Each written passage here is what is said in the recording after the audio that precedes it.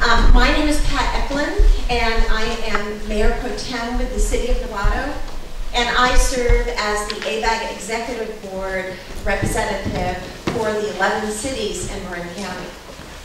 2 years ago, Plan Bay Area was adopted by the Association of Bay Area Governments and the Metropolitan Transportation Commission.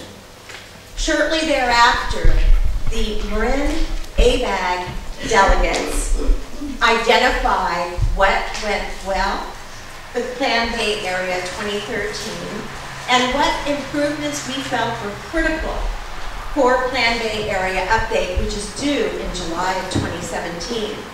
Copies of that document, along with our principles, are available on the handout table, and so hopefully all of you pick those up. We shared this document along with our principals to both the Association of Bay Area Governments and the Metropolitan Transportation Commission. And since then, I, along with many others, have been actively advocating for changes to the process and the content for this update in 2017, frankly, with some mixed success. I am not going to go through all the areas for change, but there's a few that I just want to highlight. First and foremost, we believe that ABAG and MTC need to really engage the community, and for that matter, also the elected officials in Marin, in a more collaborative process early on that fully explains the issues and allows us adequate time for meaningful involvement of the public, elected officials, and our staff. That did not happen in 2015, in our opinion. Another issue that surfaced 2 years ago was that ABAG's projections for population, housing, and jobs differed from the Department of Finance, which was incredibly frustrating for many of us. This time around, we've called for ABAG and MTC to provide the rationale and the modeling used to project the population, housing, and jobs, and to compare them with Department of Finance and other agencies, Census Bureaus and others. And before they're finalized for the update, we should be given adequate time to evaluate those projections to ensure that they coincide with our local general plans. Marin County loudly and clearly called for ABAG and MTC to include sea level rise, water availability in the update, since it was not adequately addressed 2 years ago. Today, we're in our fourth year of a drought, one of the most severe droughts on record in the state of California. Lastly, we believe that the update really needs to emphasize that each county and city town has its own character and our own needs, and that the recommendations made in the plan are just that. Recommendations that are at the discretion of the local jurisdiction, since we are responsible for planning and zoning. We've made some progress on the lessons learned. We're having this workshop today. This is not an opportunity for us to try to self-plan. That's not what we're doing today. But we're attempting to engage the Marin community in a dialogue about the update of Plan Bay Area, and provide you an opportunity to ask your questions of ABAG and MTC and provide feedback on some of the fundamental aspects of this plan. Today, we're beginning the dialogue on the two key components of Plan Bay Area update. First, we're examining the population, jobs, housing forecasts in Plan Bay Area 2013.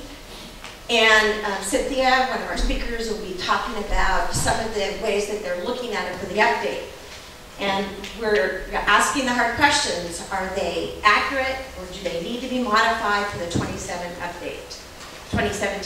Secondly, today we're looking at the goals and the performance targets for Plan Bay Area 2013. Are they realistic? Should they be modified for the 2017 Plan Bay Area update? Lastly, what are your priorities for those performance targets and goals? And you're going to have an opportunity later to express those opinions. Again, I want to thank you all so much for coming today to the first public workshop. And I did want to take just a minute to introduce the elected officials that are in the room and will be here as long as I can, and hopefully you'll have a chance to have some open, honest dialogue with them at the end of the workshop. First, and in no particular order, Linda Pfeiffer from Sausalito, stand up.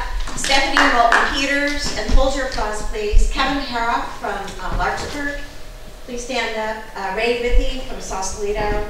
Elizabeth Breckis from the town of Ross. Doug Kelly from the town of San Anselmo. Mary Beth Bushy from the wonderful town, city of Centerville. And then Damon Connolly, our supervisor from our county. Please give them all a round of applause.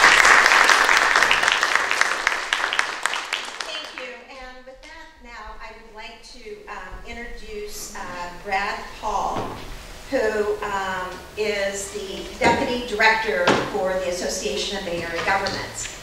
And he became Deputy Director in March of 2013, and he's in charge of communications and works closely with the Planning and Research Department at ABAG and all the governance agencies or committees that ABAG has. Brad has come to ABAG with an extensive background in community planning, development, affordable housing, and philanthropy. And he's worked with public, nonprofit, and private sectors. And I think one of the things that sort of sticks out in his background is that he served as the San Francisco's Deputy Mayor of Housing for Mayor Art Agnos from 1988 to 1992, which is a long time to work in that capacity. So please join me in welcoming Brad Paul.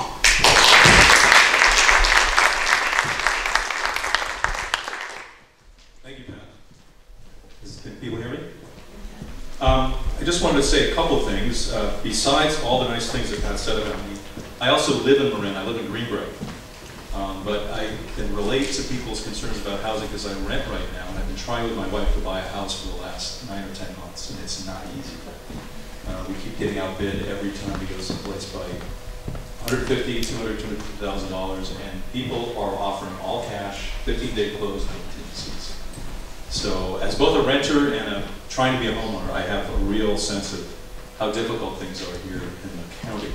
But I also wanted to say that we at ABAG are very grateful for the work Pat and the ABAG delegates in Marin have done, because as she started to tell you, before the vote on Plan Bay Area in 2013, she started convening the delegates. And ABAG is governed by a General Assembly, which is one elected official from every one of the cities and towns that's a member in the Bay Area, and one from every county. And normally they get together at our General Assembly for a business meeting, where they meet for half an hour and vote on our budget and work plan and the minutes from the previous year. But in the last couple of years, after Pat started doing this, we thought, this is actually great. We got invited to these, and we heard from people from every city and town in Marin. And we said, why don't we do this all throughout the Bay Area? So based on that, right after we passed the plan, we started convening with our executive board members county-wide delegate meetings in San Mateo, in Santa Clara, and Alameda, and Contra Costa around the Bay Area. And we heard a lot. A lot of it was unhappiness with the process from the last Plan Bay Area. And a lot of it was people asking us to help them in dealing with some of the issues they were dealing with, helping them find more resources, helping them deal with state agencies who were making them do things that didn't make any sense.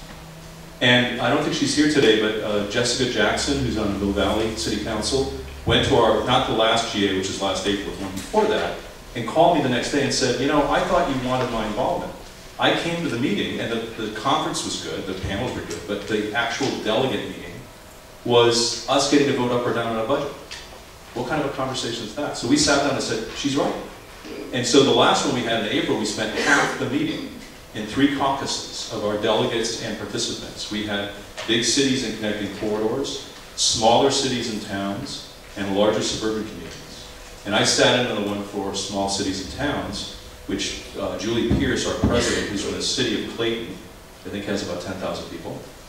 She was there. There was a member of our executive board and several senior staff members at each one of these. And we listened and talked for 2 hours, hour and a half, with people from 35 or 36 cities and towns, smaller cities and towns, to hear what they want us to do. And so that's really why we're here today, is to listen. We're not here to sell you anything or convince you of anything, because as Pat said, Plan Bay Area at its heart is about maintaining a local control. And it's about what each city wants to do. I believe personally, that the way you solve problems in Corte Madera and Mill Valley and Novato is a lot different than the way you solve a problem in San Mateo or Redwood City or in Walnut Creek or Concord or Contra Costa County. And we need to respect that, and we need to help all of you in your communities do the things you want to do to create the kind of complete community you want. So I don't want to take too much time. I'm supposed to talk about the milestones, and I'm going to show you this handout. I hope you all have one. There's also a board out in the hall, actually it's on this table right here, that talks about this. We have about 2 years to go in this next process, and it's divided into 5 areas on the sheet. And I'll just briefly explain to you what they are. There's the policy element, which has already started, and that's what I'll be talking about a little bit later, and that has to do with looking at the goals and performance targets from last time around and see if they actually still make sense, and if they relate to the things you're dealing with in your communities, and if you want to add or change things on there. And if you look at this, every time you see a red box or a blue box, that is where we will have a hearing at either ABAG or MTC, or our 2 executive boards meet jointly. It's called the Joint MTC Planning Committee, ABAG Admin Committee meetings.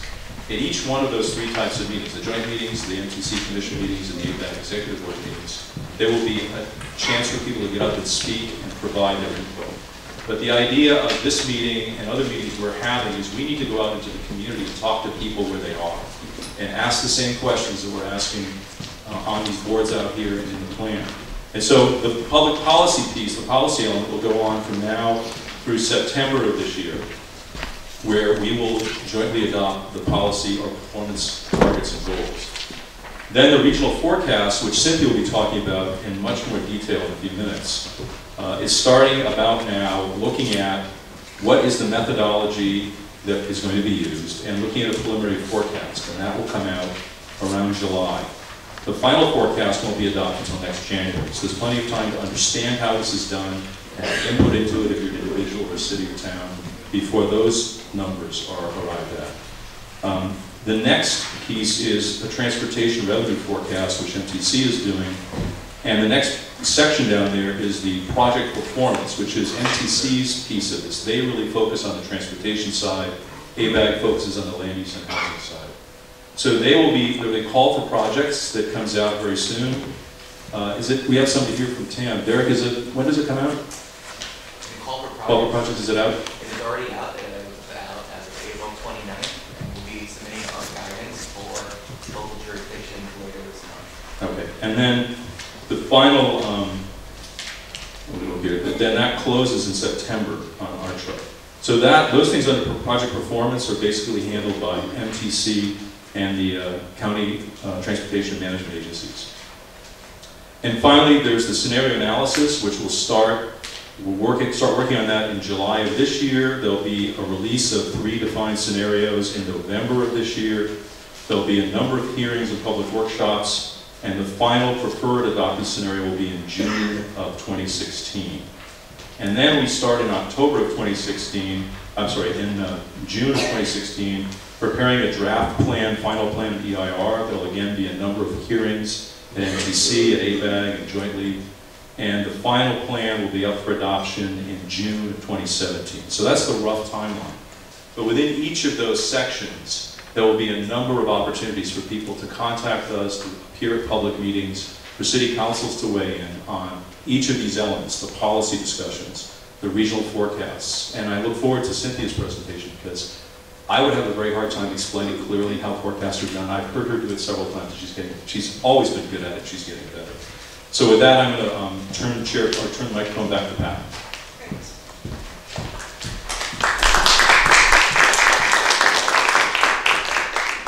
Thank you very much. Now is the time for your comments and questions on what you've heard. We do have a roving mic here that it would be great if you could speak into. Maybe I can ask Doug to, thank you very much, Doug Kelly. And so, questions?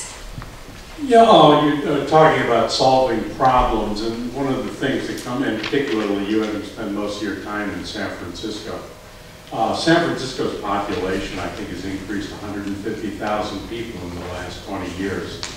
And this goes back to an article in San Francisco Magazine when they, a picture on it called the skyscrapering of San Francisco, building these big towers and stuff. And so what I find is if you look at that picture, it kind of tells everything. And San Francisco is solving its problem, which is a lack of green space that allows for kind of human contact with the world we live in our backyard. The National Park Service is increasingly becoming a dominant feature in the life of Southern Marin, where I live. And particularly the use of the bridges on the weekend. And this increase in population is directly related to the increase in congestion in our rural roads and all of our communities, which are increasingly being flattened by it. So and yet, when I'm making this as my assertion, my question is, what I'm seeing is a lack of any funding, any direct funding to address this on the level not of buses, but on the level of our roads, which are impacted by this, and any kind of really updating of the traffic and circulation elements. Now, what can be done in this plan, which seems to be overburdened with the idea of housing, which we really can't impact on us anymore? What is being done to address circulation? Okay, thank you very much. Brad, do you want to take a shot at that? So, first of all, I share your concerns. I have friends who live up on the top of the ridge going down near Woods, and they just had to fight off a plan to build a huge parking lot up there. So I understand the problem, and I also know how bad traffic gets for people who live in Tam Junction when people are trying to get to Stinson Beach on that road. So I understand the problem. I can't offer you a solution, and I don't know if there's going to be another workshop on the 28th. MTC will be there, and they have a series of boards, which I didn't bring with me, that talk about all the transportation projects that are in the pipeline right now. And one of the things they're going to be doing is accepting proposals for additional funding and additional projects that need to be funded. So I would urge you all to go to that with specific ideas about what would help. I also know that you're right, San Francisco in the last 4 years has created 75,000 jobs in one place. And they've created about 5,000 units of housing to house those people. So that economic engine, while it has its upside in generating revenue for the city, has generated a huge increase in population that the region is not prepared to handle. How much longer that boom will go on, no one knows, but that's one of the driving parts of the problem. I think the key thing is for communities, not just in Marin, but Sonoma, Napa, Contra Costa, to look at ways that they can create the kind of community they want and address those problems and go to the people that fund those programs and say, this is a specific thing that we can do for this much money that will provide some relief. I know we were talking before the meeting about a very different kind of problem in Sausalito with bicycles, but I used to live in Sausalito and I know what that was like.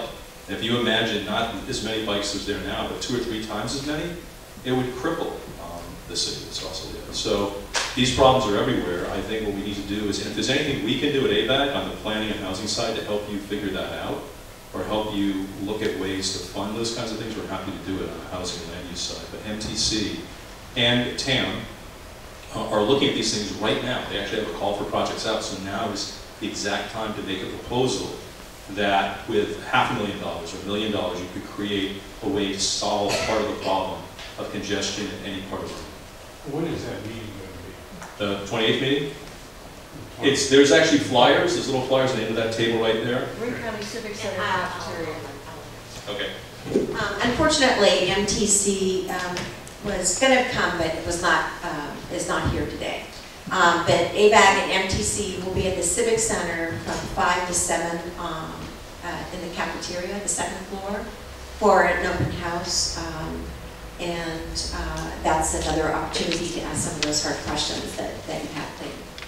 Thank you very much. Question in the back? Yes, I have sort of a general question about the role of ABAG. For those of us who maybe are not so familiar with it, could somebody explain exactly what you are? It sounds like it's an advisory group, but maybe an advisory group with some teeth, or is there funding from ABAG back to local jurisdictions. I would just like to know sort of, on whose authority or what authority, do you work from, and how the interrelationship between the cities and ABAG. Great, thank you. I'll start it and then I'll turn it over to Brad to get into more of the details. First, the Association of Bay Area Governments and the Metropolitan Transportation Commission are both regional agencies for the San Francisco Bay Area, the 9-county San Francisco Bay Area. The Association of Bay Area Governments is actually a council of governments, and it was formed many decades ago. And it actually has every city and every county, most cities, I would say with the exception of one, and all 9 counties are members of ABAG. And that's why we have a General Assembly every year where there's an actual vote on whether or not we approve their work plan and their budget for the upcoming year. And Brad has lots of examples of where what ABAG has done. I know they've helped us fund the Bay Trail here in Novato, and if you're not familiar with it, highly recommend that you go out to Hamilton. That Bay Trail is outstanding along the recently established wetlands out there. They provide money for our green business program that we initiated decades ago. They've provided money for the San Francisco Bay program, and actually a lot of environmental efforts. And Brad, do you want to talk a little bit more about some of the specifics, the energy and stuff? Sure. And I think the questioner asked sort of where the authority comes from, what the origin of it is. And I find it really interesting that in the late 1950s, there was a proposal by the Bay Area Council, I believe, to create a single regional agency, like the Port of New York and New Jersey. And it had gotten into the state Senate. I think they had actually passed the bill. And it would have created a new state agency that would have run the Port of Oakland, the Port of San Francisco, and the Port of San Jose, San Francisco Airport, Oakland Airport, San Jose Airport, and all the bus lines in the 9 Bay Area counties. And several mayors got word of this late in the process. And the mayor of Berkeley actually called a meeting and got together 57 mayors and said, we can't let this happen. And they formed an organization to fight that state bill. And they were arguing about a name, and they wanted to call it the Metropolitan, what were they going to call it? The Metropolitan Council or something like that. And the smaller cities in town said, no, that's too big a city. So they came up with the name Association of Bay Area Governments to both fight that bill, but to protect the interests of the 101 cities and 9 counties of the Bay Area. That's why they were created. We are known most for, these days, Plan Bay Area and RENA. RENA we got a role in many years ago when the state gave out a number for the region and then wanted the council of governments in each area to then figure out how to divide that up. And we can talk about that later, but we play a role in that, but we also encourage counties, if they want to take us out of the process. So for instance, in San Mateo County, we don't do that. We give the county a number, and they have an association of all the cities in San Mateo, and they decide among themselves, between the cities and the county, how to divide the number up. And that works so well that they came up with ways of sharing RENA credits, of doing projects that 2 cities participated in and shared the credits. It's totally up to the cities and counties, or cities, towns, and county government if they would ever want to do that, but that's another way to do it. And finally, the one thing that Pat was talking about is BayREN, where we make available millions of dollars of rebates to homeowners and owners of multifamily homes in the Bay Area to install energy-saving devices. If you go on our website, look for BayREN. But we try to find ways to fund work that cities and counties are doing on earthquake preparation, resilience, and more recently looking at issues of sea level rise and water supply. We have alphabet soup in all government agencies. RENA is the Regional Housing Needs Allocation. That's required by state law, and what he said that we get the numbers of housing units that we need to do in the Bay Area, and they're responsible for divvying up. I sat on 2 of those RENA allocations. Now they're an 8-year process. But I failed to introduce Hing Wong, who is the Marin County representative over here from the Association of Area Governments, and you'll be learning more about Cynthia Noel, who's one of our featured speakers. We have a gentleman there, and then the young lady on the end over here had her hand up. I think the previous question answered some of my questions, but I'd still just like to ask, Corte Madera got out of ABAG. What are the consequences if we just decide that they're asking more of us than we want to give, or what are the consequences of Novato leaving ABAG? Corte Madera did leave the membership of the Association of Bay Area Governments, but that does not affect their allocation or the assignment of members for housing or jurisdiction or anything. What it does do, in my opinion, is it does not give them a strong voice. I am a very strong voice for Marin County, as you can imagine, and also for Novato. I think Brad and Cynthia and Hank can attest to that. And I will continue to represent Corte Madera, but in my opinion, it's best if they become a full member again. That's my personal opinion. Does that answer? Brad, do you want to talk about? Okay. Are they eligible for grants, even if they're not a member? Okay, so they're also eligible for grants even though they're not a member, which we need to double check on that. Yes, I'm sorry. Good morning. Thank you all for being here and providing this opportunity. I'll say my question first and my comment. My question is, what is the purpose of this meeting? My understanding had been that it was to receive public comment at this stage of development of Plan Bay Area, and that based on previous experience that there was going to be renewed and reinvigorated and reimagined effort to engage the community.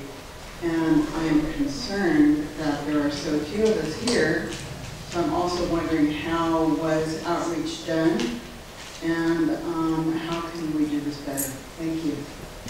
Thank you very much. The purpose really is what I stated, is for an opportunity for public to ask questions and to be able to comment on the two fundamental aspects of Plan Bay Area that's going through public comment right now, which is on the goals and performance targets and also the population, jobs, and housing. It's unfortunate that MTC is not here. Originally, they have agreed to come, but there's another opportunity for people to also get additional information on the ABAG and the open house that they're going to be having at the cafeteria. How it was publicized is that the agenda was distributed to all the cities in the county, and folks were asked to distribute that to their interested parties. And then 3 of us wrote an op-ed piece which appeared in the Marin IJ. And I also asked the Marin Scope papers to cover the story, and I do not know whether or not that was actually printed, even though I asked. So does that answer your question? Yes, thank you. Okay, great. Thank you very much. Wendy. I have the talking stick. And then the gentleman in the back. I have the talking stick, yes. This is a question / comment to the elected representatives who are in the room. There is a lot of talk about local control and wanting local control. I would like to hear more talk about local responsibility. I'm glad, I think, Pat, you said the word local responsibility in your talk, and I was really glad to hear that, because it's both. We do want to be able to shape our communities in a way that is appropriate, but at the same time, there are multiple crises going on right now.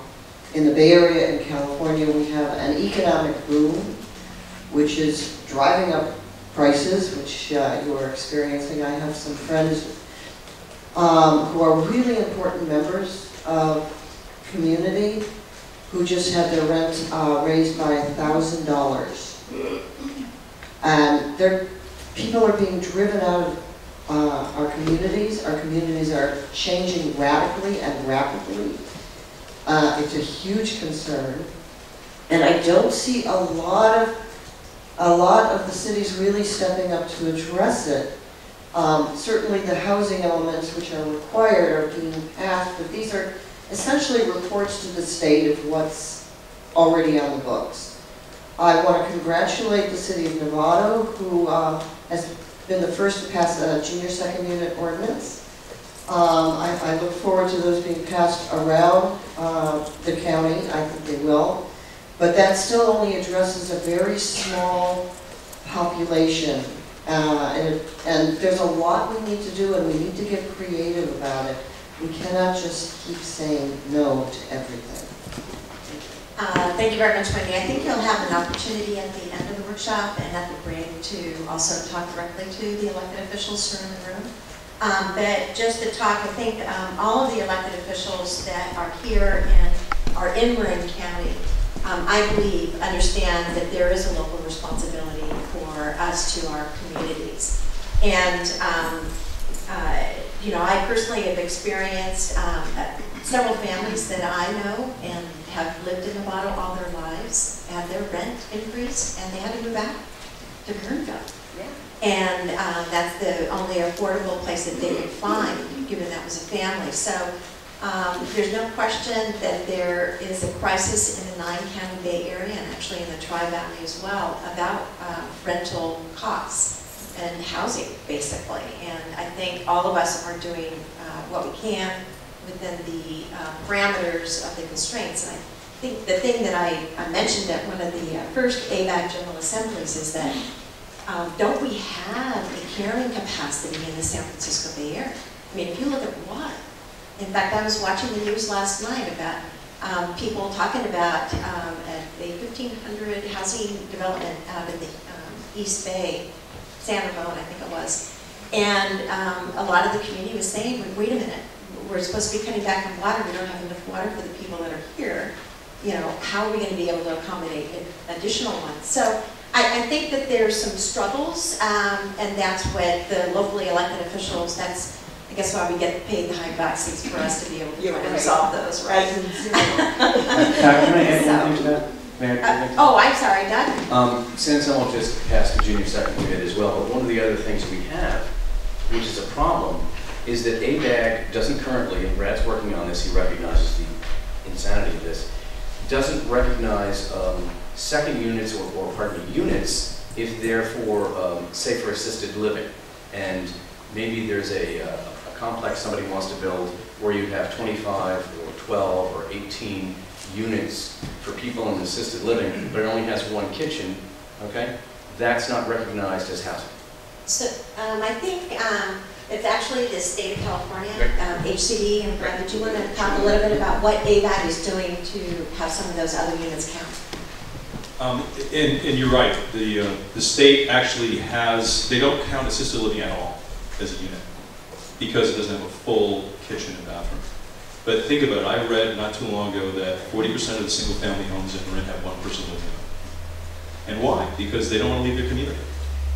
If they could move nearby to an assisted living facility where they can go to the same restaurants, the same stores, the same movie houses, and be able to walk around, see their friends, see their family, they do it. So building assisted living frees up single family homes for families. Now, in today's market, they're not going to be that affordable, but at different times during the cycles they could be. But the state doesn't even count that. And they don't count when you buy an existing building. Let's say there's a building in downtown Novato or downtown San Rafael. It's an apartment building that houses people who work in the city. And it's reasonable rents, it's market rate. In this market, it's not going to last. You're right, rents are going to go $1,000, $1,500. So if the city allows somebody to buy that and make that permanently affordable to a range of incomes, you get, well, you technically get credit for about 25% of the arena number. But the paperwork you have to go through is so difficult that nobody's ever done it or can't do it. So we need to fix those things. But I think the bigger issue is if in people's minds the choice is doing nothing or building a wind cup or the millworks over here, we're never going to make any progress. Because nobody wants those projects. But there are things that we have a lot of consensus on, which are smaller infill, some large family projects, but not quite that big, that fit into their communities better, and junior second units, and assisted living, and acquisition rehab. And we need to come up with a list of what are the things that people in each of our communities agree on, and get the resources to do those, instead of fighting another wind cup, which I don't think is going to happen in a long time. But could you just touch on what does qualify? What does qualify? So mostly they're looking for new units. So if you build a new unit, for what? For a second unit. What does it take? Oh, for a second, I'm sorry, you're talking about qualifying for arena credit. Second units, actually, I'm going to let Pat answer that because she has one of the best ordinances around. Pat, can you explain what a second unit is and what qualifies for a second unit? Basically, a second unit is where if you have a single-family home and then you have a separate building, like 700 square feet is what we have in Novato, but every community is different. That's actually a living unit with a kitchen and a bathroom. That's considered a second unit. A junior unit is something that is new to the whole state of California, and compliment the City of Novato staff for coming up with this concept.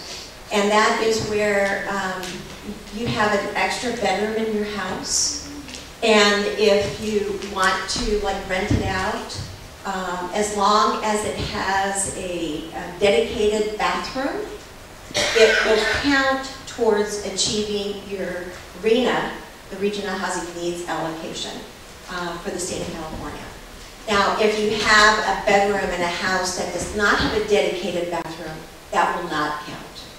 So, but there are some creative ways for people to be able to meet their RHNA allocation.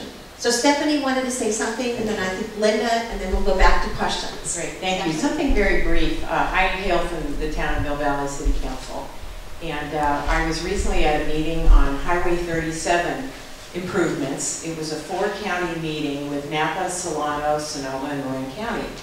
And the thing I learned that I found fascinating is that, and it amplifies on some of the points that are made, our residents are being priced out of Marin County. Sonoma County residents are being priced out of Sonoma County. Napa County residents are being priced out of Napa. And they're grateful that Solano is more affordable.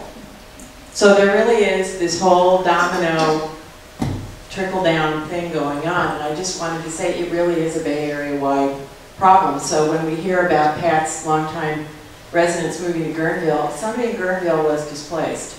And they've had to go somewhere else. And that's how big this problem is. So I just wanted to get us to think a little broadly, more broadly.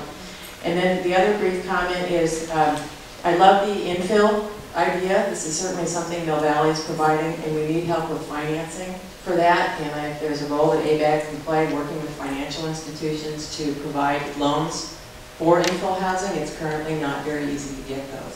Thank you. And that is one of the things that ABAG does do, and Brad can talk about that a little bit later. And just that Linda Pfeiffer, and before she does, I just wanted to also say that, and I met recently with the supervisor in San Francisco. I'm not going to mention names, but he's being priced out of San Francisco. And so it is a 9-county Bay Area problem. And there's a good side. Our economic engine is working really well. And on the downside is that property is just becoming very valuable and very costly. Linda? Thank you, Pat. So I'm Linda Pfeiffer with the Sausalito City Council. And I want to thank Pat for organizing this. I want to thank the people who are videotaping this, because I think irrespective of the turnout today, the fact that we'll have this video up and running will increase the outreach to the public. And I want to say it's a shame MTC is not part of the panel up here. I think it reinforces a kind of a silo mentality, a bit of a fractured approach to land versus transportation planning. I have a couple questions, and they're different. And the first question, I think a lot of people, I'm part of the, obviously I favor a low density, minimal impact approach. And with respect to our limited resources here with water, et cetera. And looking at the time frame for projections, I think a lot of people are interested in terms of when the projections will come out for housing. And I'm looking at this and also the job growth projections. So I just wanted to confirm, my first question is, I see a methodology hearing in July. I wanted to confirm that they're going to be making that decision in July. And I see another performance target, I guess a hearing in September. And I wanted to confirm those 2 dates so that the cities will be receiving their performance targets in September for review. And then I guess that will not be solidified until next January. That's my first question. I have another one, but I'll wait for you to answer that one first. Thank you very much. The good part of Plan Day Area Update 2017 is that we do not have to deal with the housing allocation at all. The Regional Housing Needs Allocation was actually approved in 2012 for this 8-year cycle that started in 2014 to 2022. So the allocations for housing that each of the cities got is not going to change. What we are going to be examining, and Brad and Cynthia probably in her presentation will talk a little bit more about it, but the methodology that is on the milestones is really looking at do we need any shifts in the population? Do we need any shifts in the job projections that were made collectively for the 9-county Bay Area? And I think Cynthia is going to have some really good information for everyone about Marin County. Marin County is a little bit different than the other 8 counties.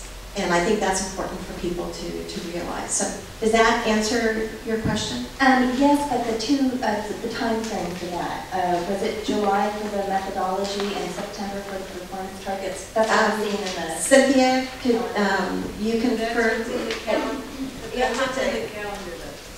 Yeah, if that's what you're seeing in the calendar, that's right. But you mentioned the performance targets for the cities. My understanding is the performance targets are regional-wide targets. We're not going to give targets to each city. Right. And she'll have more information. I did want to mention that I give ABAG reports at the mayors and council members. Those are now getting posted on the mayors and council members' website. So and that's available for all members of the public. So we have a gentleman who's been patient, and we have 2 more minutes left of the public comment portion of it. Gentleman, very patient back there. I thank you very much. And then we do have another question up here. And then after this question, we'll close this public comment period, but you'll have plenty more opportunities to raise questions. Thank you very much. My concern is equity. In particular, Clayton, when you asked about the bad roads in Tan Valley was vociferously against being part of the PDA, which would have allocated more funds for road projects in that area. 2 weeks ago, Monday, Mill Valley had a really good discussion about traffic and growth, and they found that there was a huge gap between the number of people moving in and the population of Mill Valley and the number of trips that were experienced, and that traffic was going crazy. Believe it or not, the answer is not because of some sort of outside force, but because as we grow rapidly in the income of our homes and the value of our homes, people who have more money generate a lot more trips. Nails, tutoring, public services, so my hope is, and let me state that I don't think Wyncup is the sort of housing we need. Across the street, San Clemente is a gorgeous example of the house we need, of subsidized housing. And for those of us who feel subsidized housing is inappropriate, let's look at Prop 13 and how much subsidies each of us receives in reduced property taxes because of that. And let's also look at the largest federal housing program, which is the interest mortgage tax deduction. We all are subsidized housing. The people who are at the lowest end of the economic spectrum are the ones most affected by this cascade that we talked about San Francisco, Alameda, Sonoma, Napa, and then Solana. And what that does is it increases regional congestion. So we have a regional responsibility to build housing for our workers, our lowest income workers, our people with disabilities here in Marin, and not export poverty along with traffic the way that we've been doing for generations. So it's time to turn that around and to hold ABAG accountable for the sort of equity considerations and the generation of traffic comes from not taking care of our own local needs. Thank you very much for your comment. Last question. Well, I'm hoping you'll address that. Bradley, you wanted to address that? I'd actually be happy to continue the conversation with you after the break, but that's a big piece of what we need to do. And my concern is that when we build 50 units of affordable housing under a federal fair housing law, we have to do a lottery.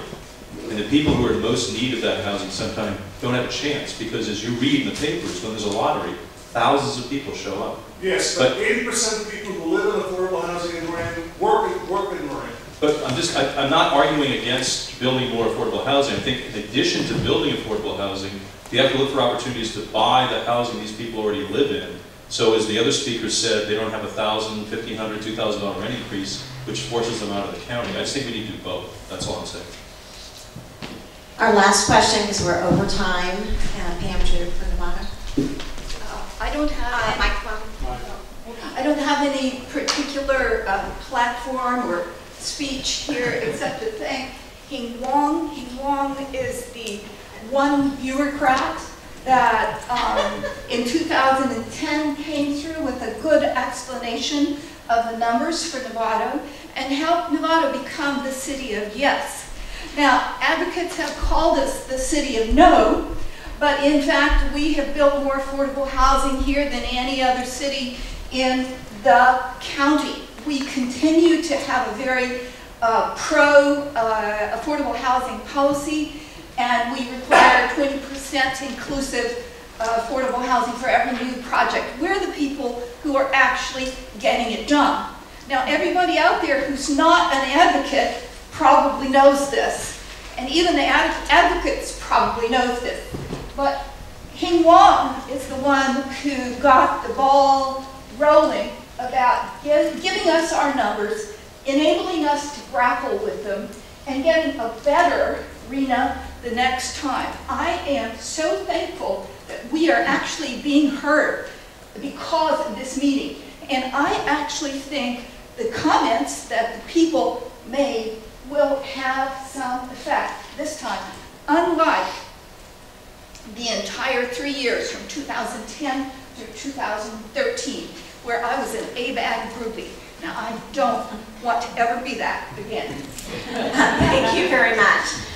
Next, I'd like to turn it over to Elizabeth Breckis, who is the mayor of the town of Ross. She grew up in Ross, and she's an attorney.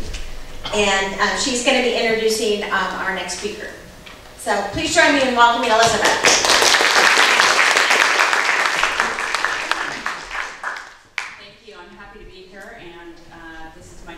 Serving as the Marin ABAG delegate, and I've been very happy to work with other members of the county, cities and towns, and the county in drafting a list of principles. And one of those principles, which you should have a flyer on, talks about population forecast.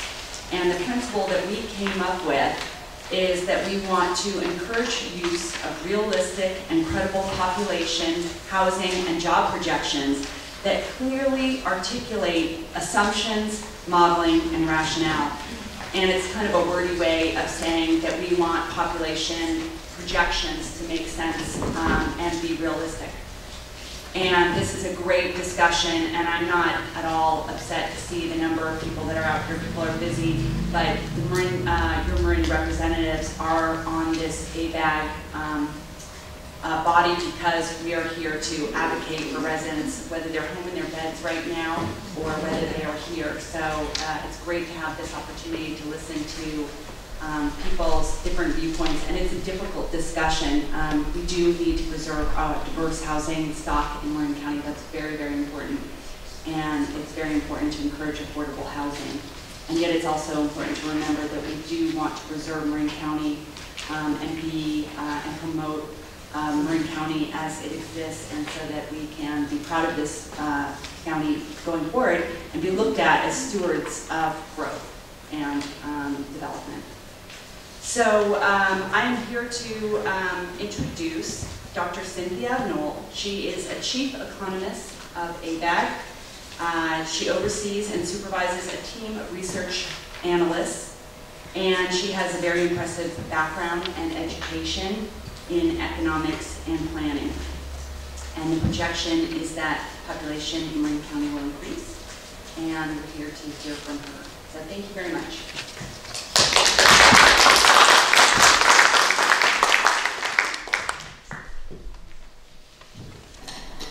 So good morning. Thank you very much for coming here and for giving me the opportunity to be part of this engagement with the community. I find that when I come to these events, I always have some takeaways that help to influence the work that we do. So we really are listened to and help to create what we will come up with.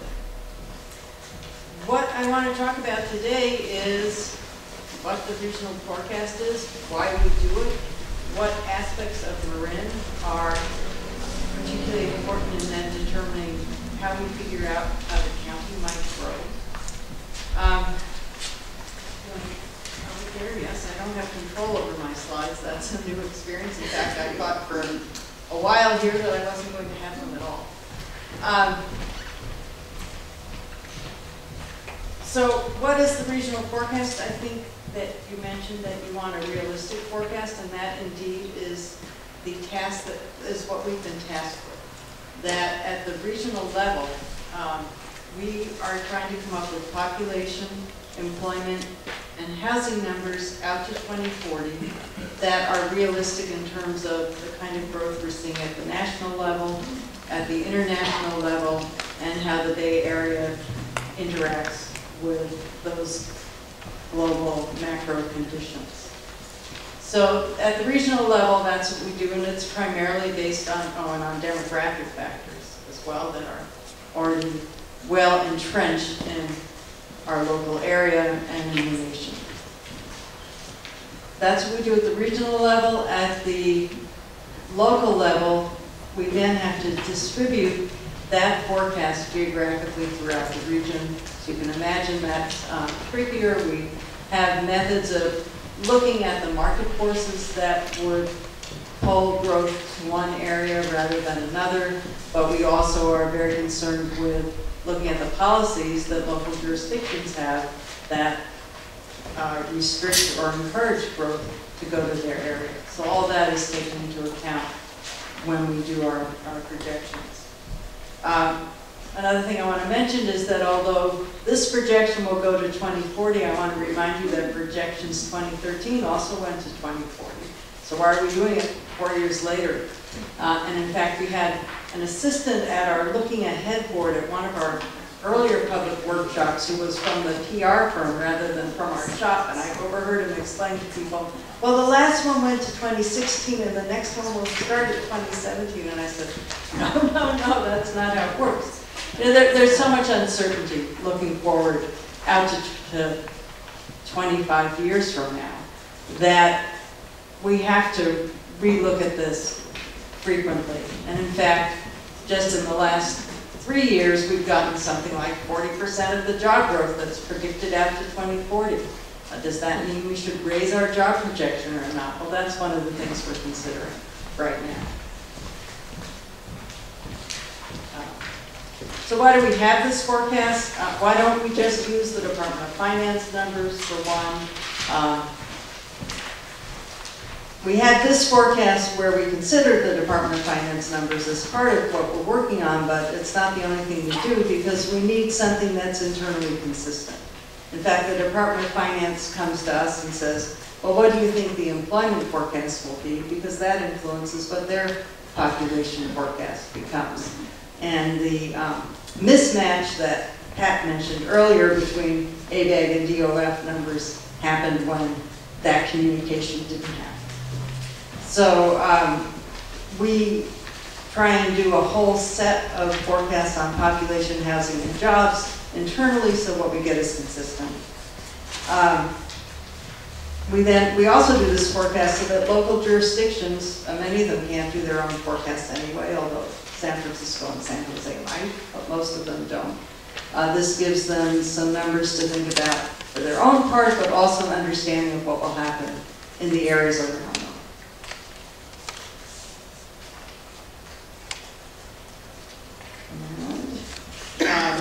yes, so we need it for financing. Often a local jurisdiction will go and ask for a grant, and they have to tell the funding agency what they expect in terms of growth. And then we're also required to do it by California's statutory framework.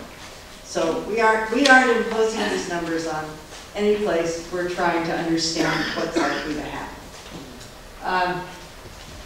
There was some mention of concern that we still have silos, ABAG and MTC. I want to assure you that this part of the process anyway is very much a group process, and there's a lot of communication as we go along.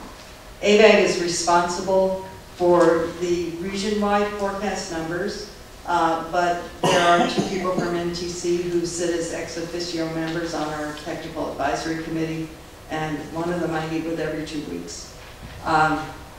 Then when we get to the geographic distribution, the actual modeling is being done by MTC staff, and the information for that modeling and some participation in the shape of that model is coming from ABAG and from the local jurisdictions. So if any of you are with local jurisdictions, I'm really here to urge you to, when we come out and say, please review these numbers for your area. Please tell us if you have any additional information on recent building or pipeline. Get it back to us so that we can come up with start our forecasting on the best information that's available. And then all of that information will go to MTC, which will do the travel demand and the greenhouse gas forecast. So I wanted to, I'm probably running through my time really quickly, but I wanted to say a little bit about how good these forecasts are.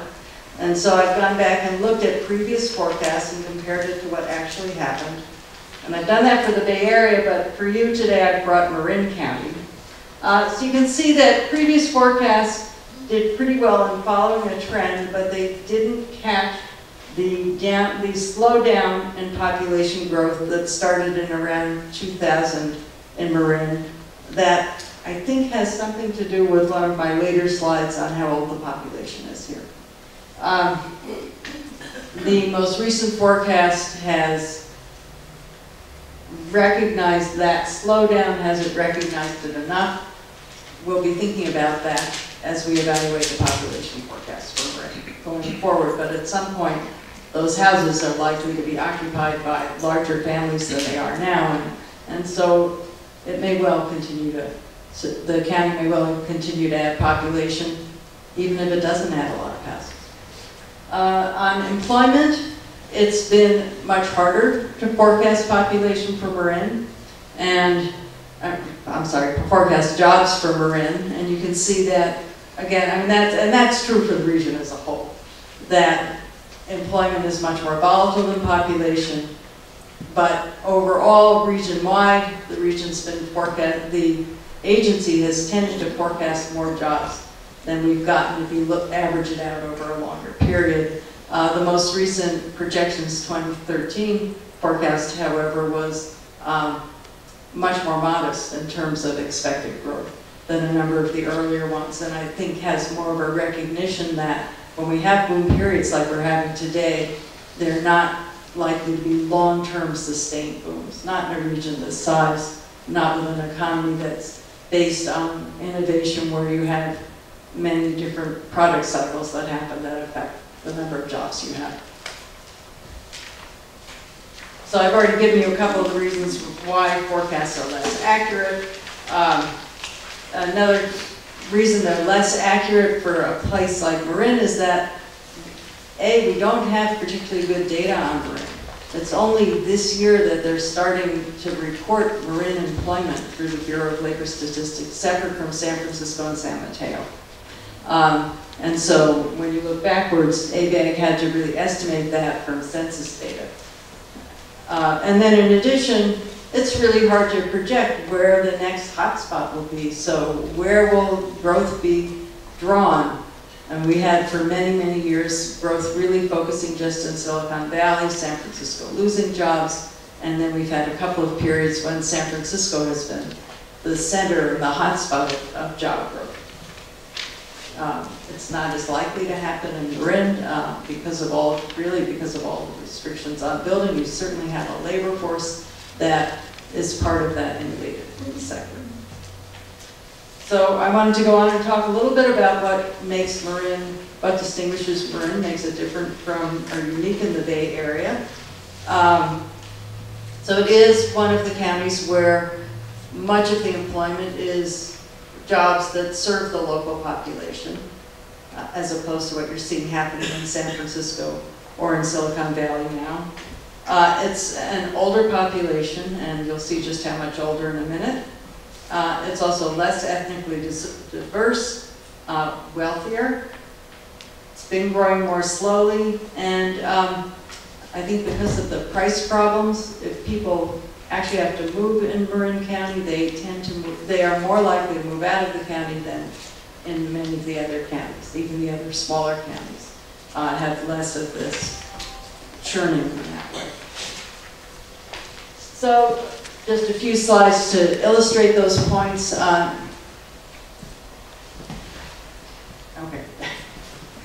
I brought that. So in terms of jobs, Marin has less in terms of information sector, less in terms of professional business services. These are the kinds of jobs that are driving the boom right now, and more in things like health, education, and leisure and hospitality, and government.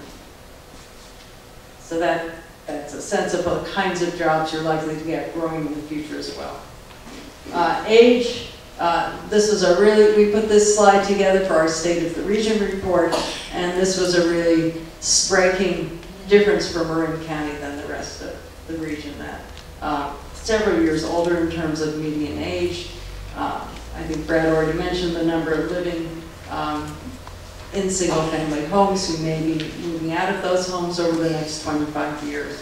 And this really is likely to shape what the future of the region is, absent any investment in housing or roads. And so it's really important, I think, for the jurisdictions to consider that, continue that conversation on how do you address, even if you don't, what kinds of physical changes might be needed to address these changes that are inevitable in this population going forward. Marin also has a much less diverse population than many other parts of the Bay Area, and again, this probably relates to the fact that it hasn't grown as much. And so it hasn't been an area that has been able to welcome much of our immigrant population, and so forth. Anyway, so Marin has, I think, 72% we say here, who are white, non-Hispanics. It hasn't changed nearly as much as the rest of the region. The region as a whole no longer has a majority population. About 44% of the region's population is non-Hispanic white. Marin has had the highest median household income in 2013. Hasn't quite hit that in every year, just because of what's happened in the strongest dot-com boom years. But it's also notable as it's one of the few counties that has a median income when you adjust for inflation that's higher than it was in 1990. I think more than half of the counties have median incomes that are less than it was in 1990. So it's a prosperous and fortunate county. And Marin and Sonoma are the two counties that have the slowest population growth in the region. And while population growth has started to resurge in many parts of the Bay Area, that's happened in Marin as well, but at a much slower pace. And as I mentioned, people who live in Marin who then move homes are more likely to actually move out of the county than we see overall happening in the Bay Area. So how do all of these factors affect the forecast? In terms of the age of the population, you're going to have a lower fertility rate and a higher mortality rate, and that's going to decrease the amount of natural increase that you have here. Although one confounding factor of that is to what extent will seniors living in their homes now pass their homes on to their children, or their grandchildren, depending on how old they are, who may then move in and bring a whole family with them.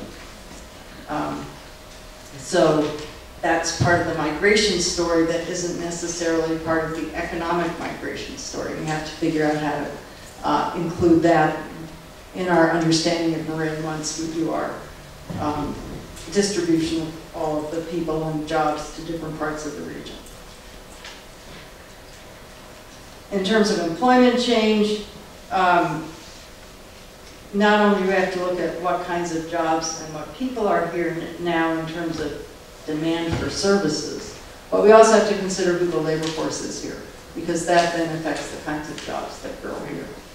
And that labor force too may be changing as people retire.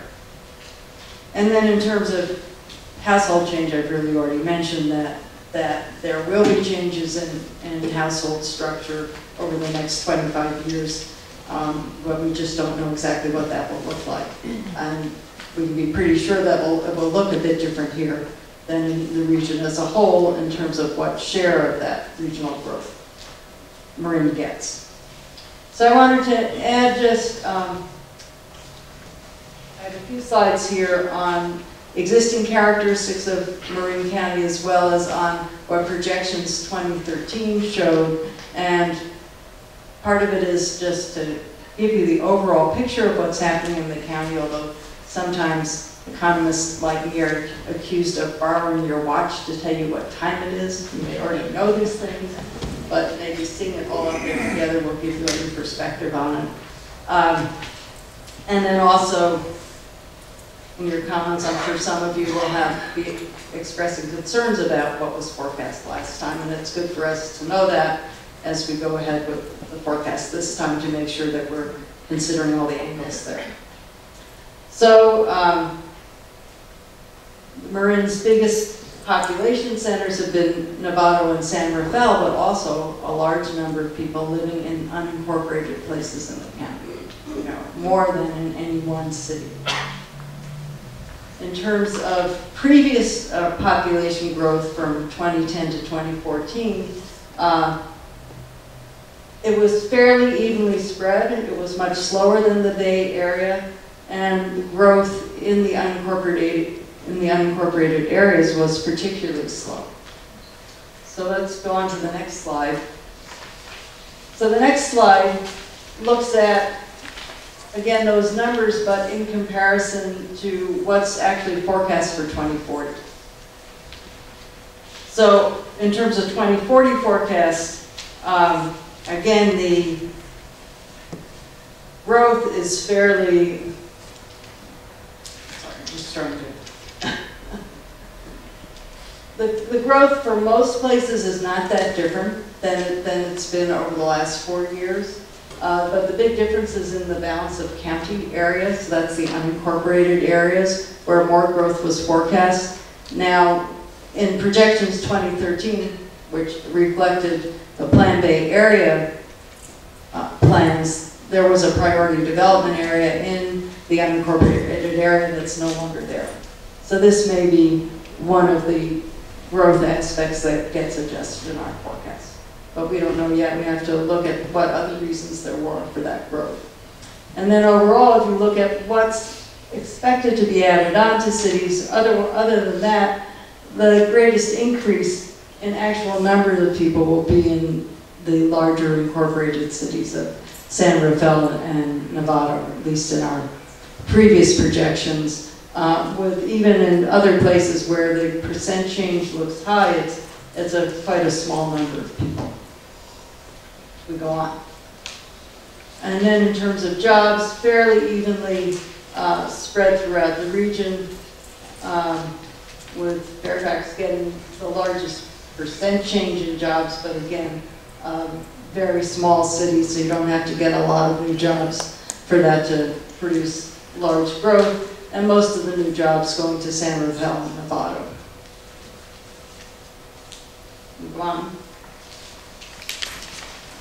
And I just wanted to show you how overall Marin's projected employment and population growth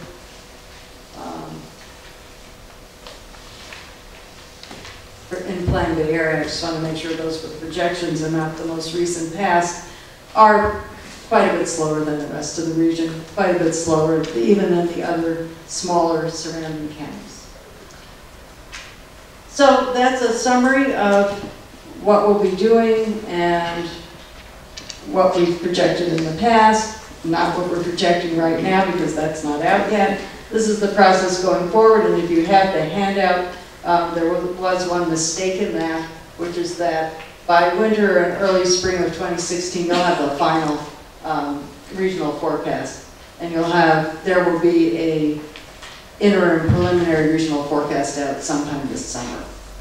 But the geographic distribution will be late fall or early 2016. So I am happy to take questions.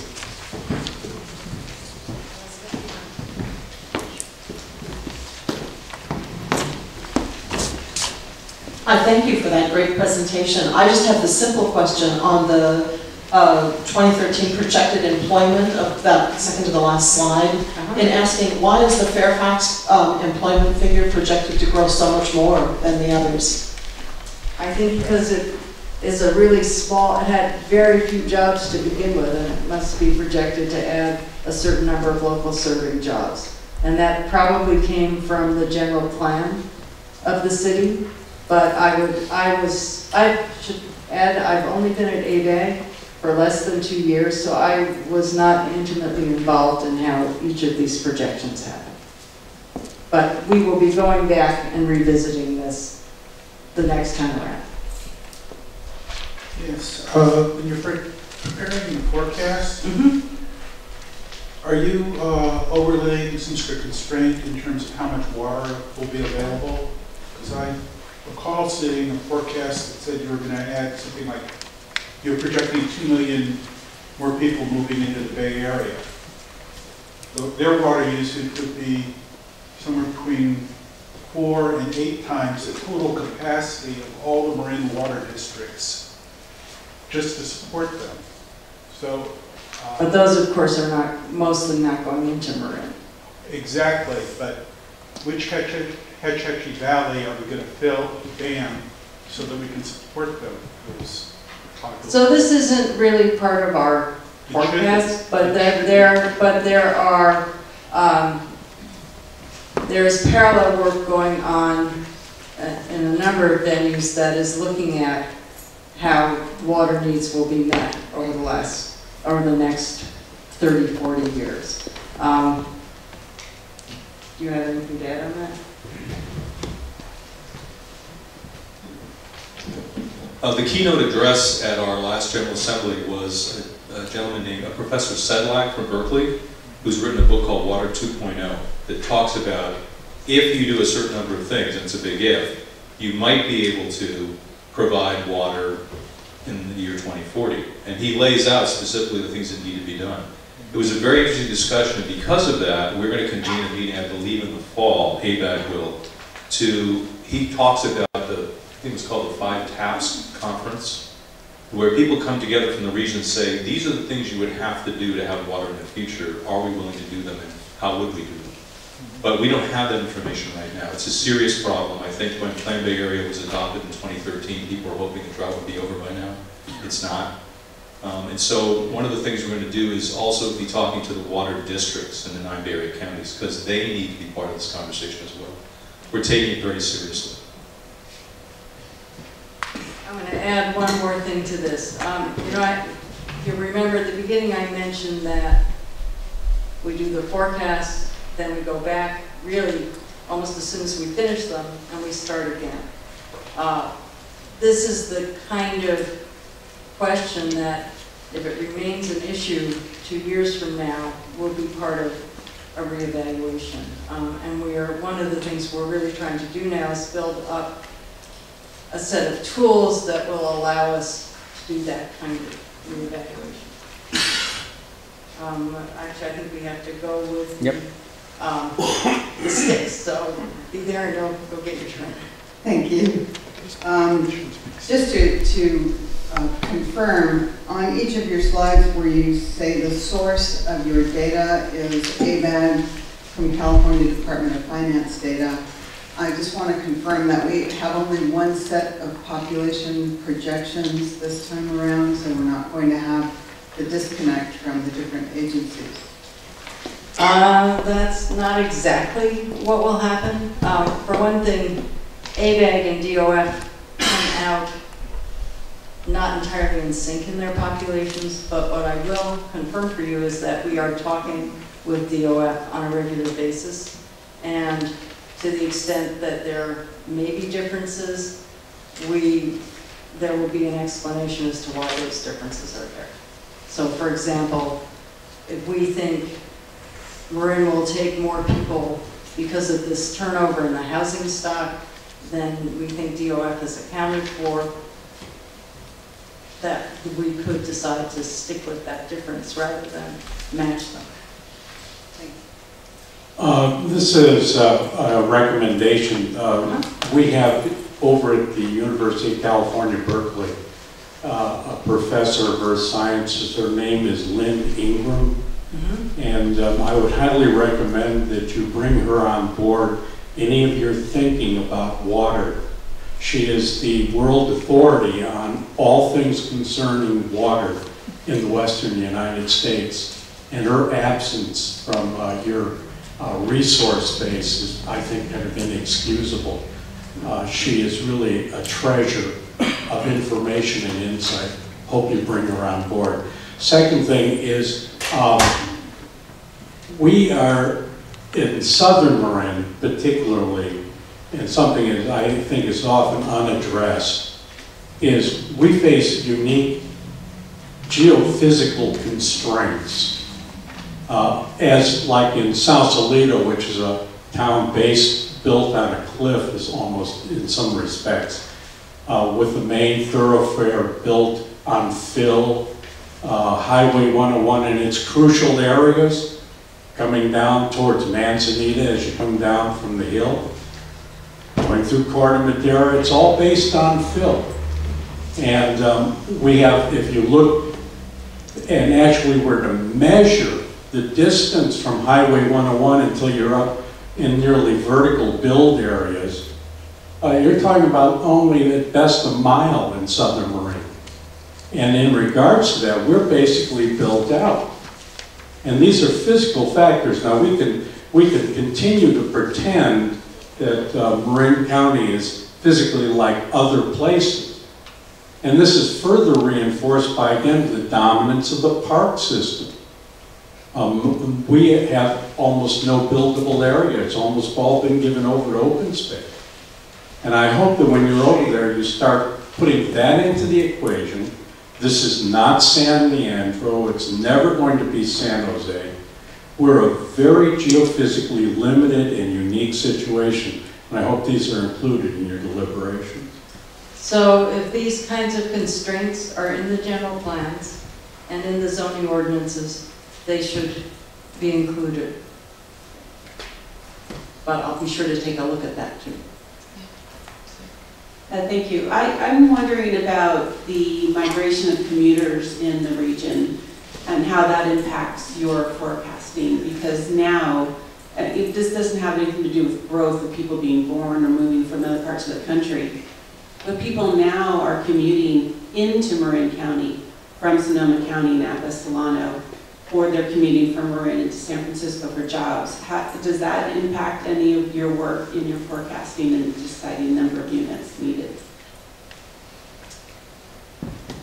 So, in terms of the actual trips, those are forecast by the MTC model based on the information that we provide on jobs, housing, and population by age in each of the jurisdictions.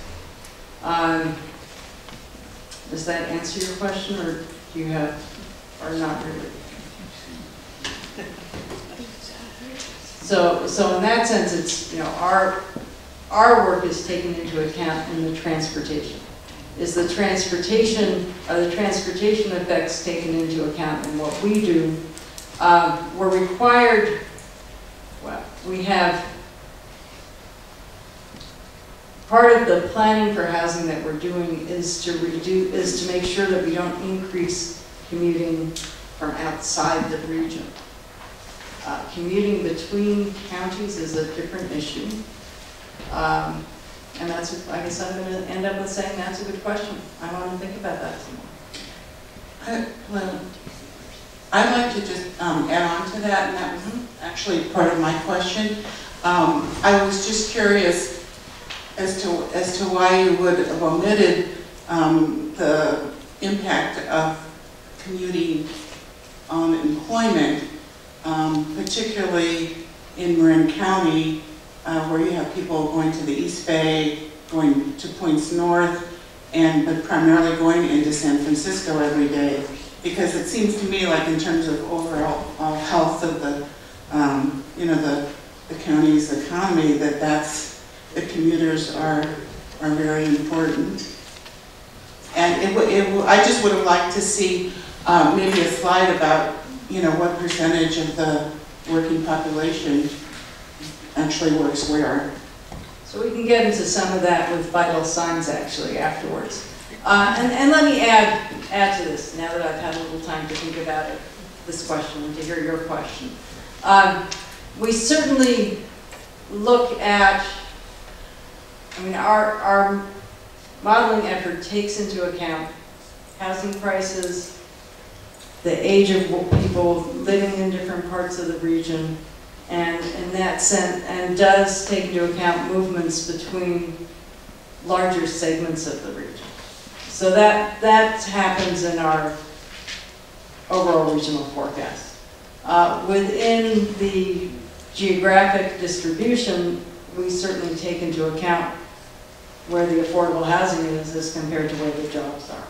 And so that also affects where growth occurs. And then that, in turn, is translated into transportation. Hi. I have a question.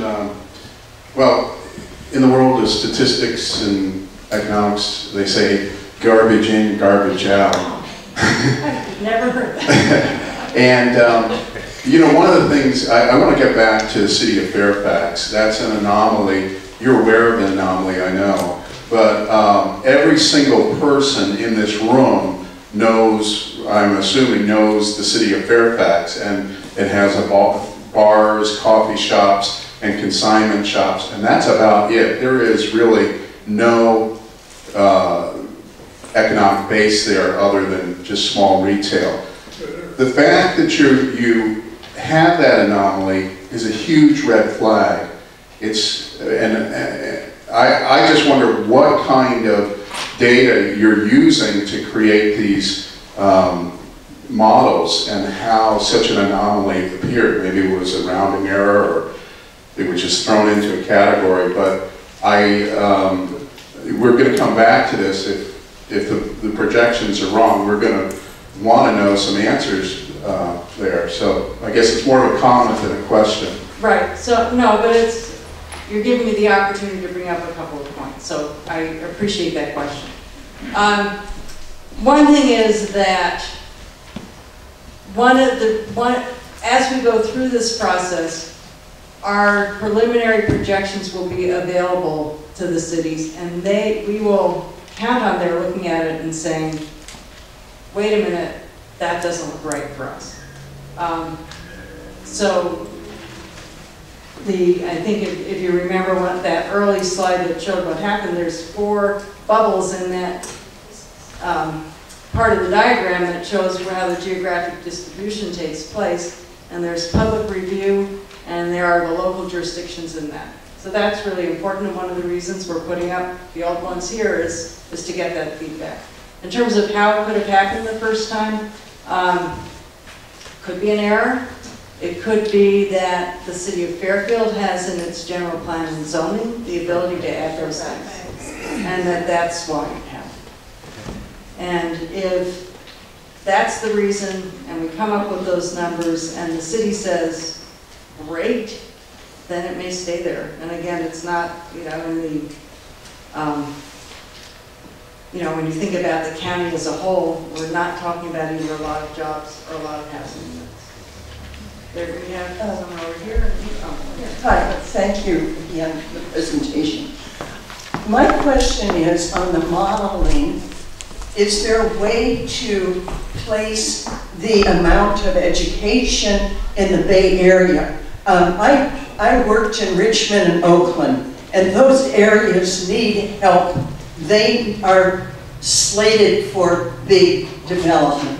There also should be slated for a lot of the federal and state funding. So if education were put in there, there's a big need for free schools. There's a big need to train people. I think education and the amount and where it's lacking and the need is one important area. The other area is aesthetics. I worked in Yosemite Park and they limited their commercialism. And a lot of this is based on commercialism, and I don't see too many people here from the chamber.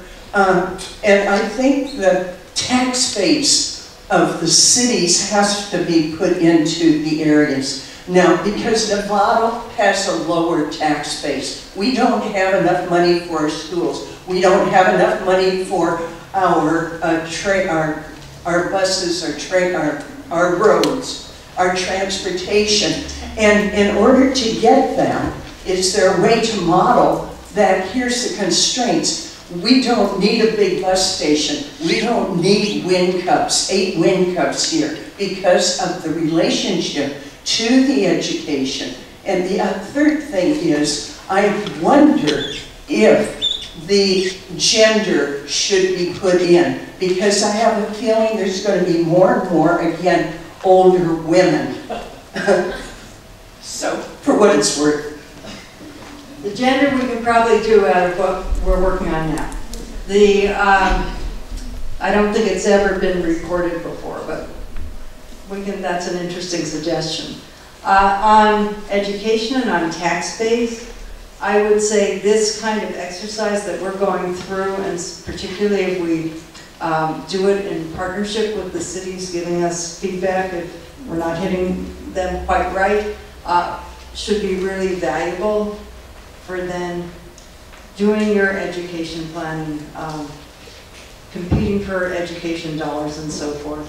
I mean, there is the capability of getting detail on how many young people you'll have, the distribution of income and ethnicity within a region or within a jurisdiction. So those things I think would be helpful for the city in their own plan for education. In terms of tax base, similarly, looking at what retail growth might be would help to inform the local area on future revenues. Looking at how housing turns over could also help inform the local government on future revenues.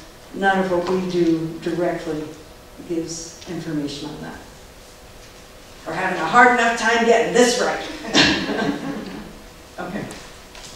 Good morning, I'm Hutch Turner. I have a very simple question, and that is, do you see using regional transit planning funds as a device to allocate and drive growth in certain cities? So MTC distributes that money. MTC certainly will take into account these forecasts of growth in deciding where that money is most needed. But I probably shouldn't have even said that, because this is really their area. Do you have anything to add on that? Just that the meeting is coming on the 28th. There'll be boards that I've seen at the previous open houses that show the whole list, Bay Area wide, of where they currently plan to spend that money, and then they're asking for suggestions. So I think, and I'll ask again if I'm answering a question, but I think what a previous question was talking about is I have to drive from Marin to Oakland to the ABAG offices every day. So my commute's not too bad until I hit 80, and it's a nightmare. But I see the cars backed up coming into Marin. It's a parking lot in Richmond trying to get on the bridge. So the question then is, will there be money to fix that if the growth projections in Marin are lower than other places? Is that what you're asking? No. Okay. Precisely, no. We have. Microphone. That's right, I'm loud. Speak up. The answer, to put it delicately, is no. We have I asked the question because right now in this city, we have an idiotic situation going on, which involves our local bus terminal down here, which has declining ridership, which is documented. We are now in the process of approving a $3 million transit hub with a declining ridership, and the sole driver for that is regional transportation, you know, directives or whatever. It's an absurd situation. There's an absolutely perfect situation where top-down planning is driving something that's unwanted and unneeded. If you take that particular situation, isolate it, you will see that it's totally absurd economically. Now, understand economics is a miserable science. This is beyond the pale. And, you know, I have lived in Sausalito. I've lived in many places in Marin County. And I will say this county does not fit well with the rest of ABAG, period. We are a very unique situation. We are too white. We are criticized because we have money. But I am a capitalist, unabashedly.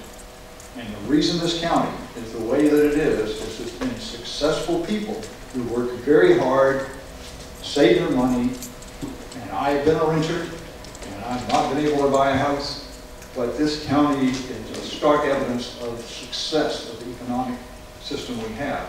What's going on now, and I feel badly for you in a way, is because where I would think of elasticity and some other things in the market, you're basically dealing in a directed economy. And a great number of us who own businesses, small businesses, and a lot of tradespeople who work very hard with their fingers and have bad backs, and now have a house here, we are looking at this being taken away. And not in the sense that it's being removed from us, but these houses represent the largest economic item that we have. And every time, through one other device or another, you change dramatically the situation, you affect that value. And I look around this room here, and I see fully half this room is what you and I would call rent seekers, right? They want a government policy that will give them an advantage. The rest of us are watching it with concern. And your estimates are brutal evidence of the difficulty, and I'm not saying incompetence, mind you, but the difficulty of modeling economic growth, particularly when you're trying to take into account the revenue portion of that growth. The consumptive portion for the people that are net consumers of tax dollars, fairly predictable. But the revenue portion is extraordinarily difficult. It is very volatile. And from my perspective, right now, we have a rich nowhere, a block $3 million. $3 million. And for a declining ridership. It's beyond me. Well, I would just recommend that this is something to take up with your CMA. You might want to say with the CMA. With your county transportation management agency. And PAC can take that. Thank you. A comment about Fairfax, where I live, and I also happen to be on the Chamber of Commerce. Because of the complexion and profile of our town, we have a lot of families. And a lot of our growth, I will check, but I believe it's related to schools, teacher aides, and other services. But my question to you is, in your employment figures, is there a way to factor in self-employment? That is also one of the large percentages of work and employment in our town.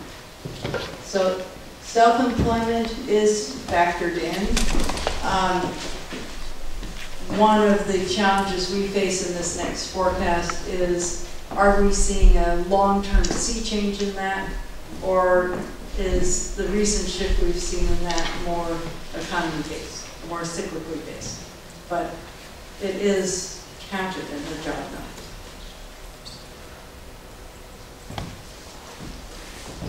Thank you very much. 2 quick points. One is to Clayton's point about the geographic limitations. That goes to the gentleman who just spoke. We do not live in a capitalist county. We live in a highly controlled, zoned, restrictive, preferentially zoned county where we have hundreds of acres dedicated to unsustainable single-family homes and virtually none available for multifamily development, which means that the fastest growing segment, which is, as we talked about, services and retail, are the fastest growing areas of our employment sector, but the least available housing is affordable, and that's becoming rapidly declining with the increase in rents and that side of the capitalist economy.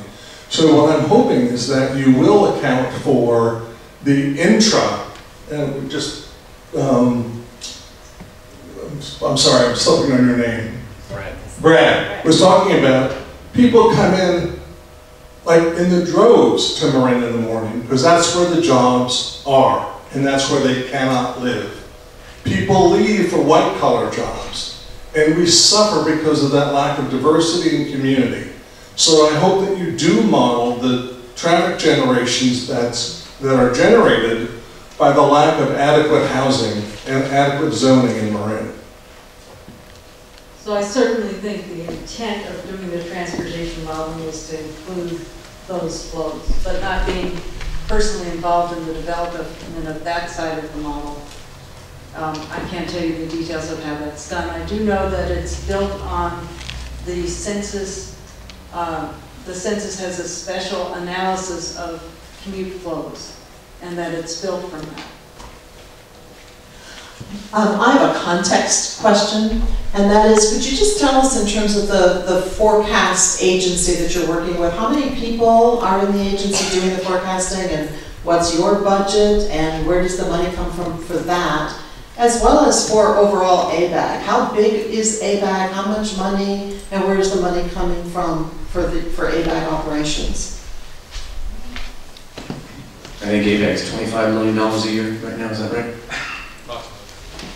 And it's grant money.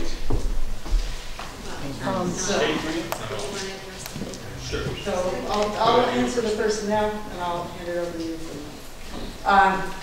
There are 4 of us at ABAG that are in the research group who work on the forecast.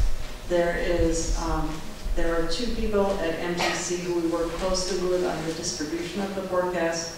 And then there's a number that's unknown to me of people at MTC that work specifically on the transportation forecast or on their overall report.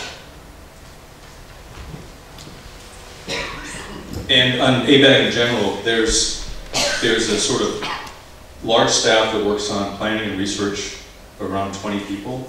There's what we call enterprise programs, and one of them is PLAN, which helps a number of communities in the Bay Area with their insurance, with risk insurance, insurance for their cities. They have a separate staff, they have a separate budget.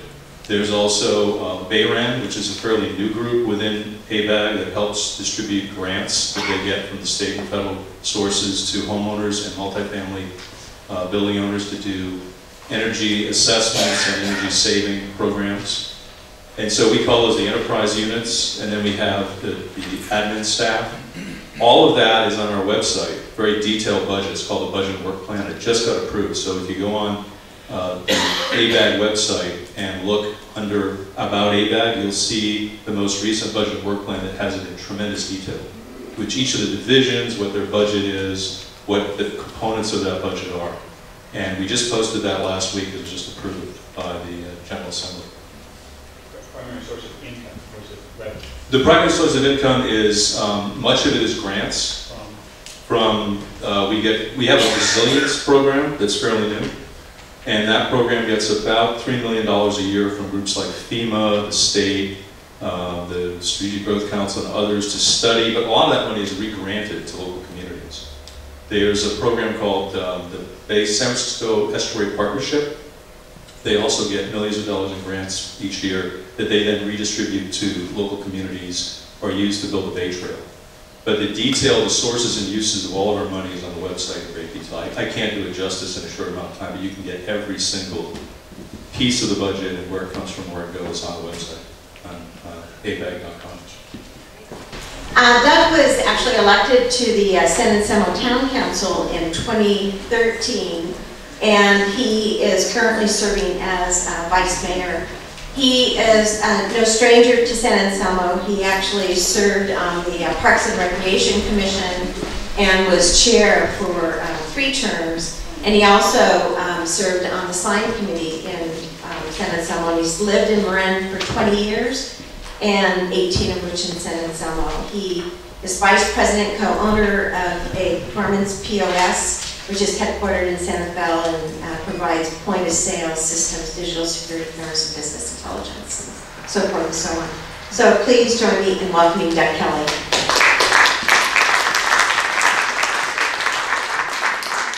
Thank you very much. It's good to be here. I'm glad we're doing these public outreaches. We want to continue to do that.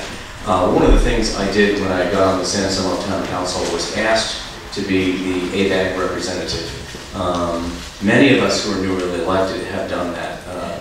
We believe that ABAG over time has lost a little focus on who they work for, which is they work for us, we don't work for them.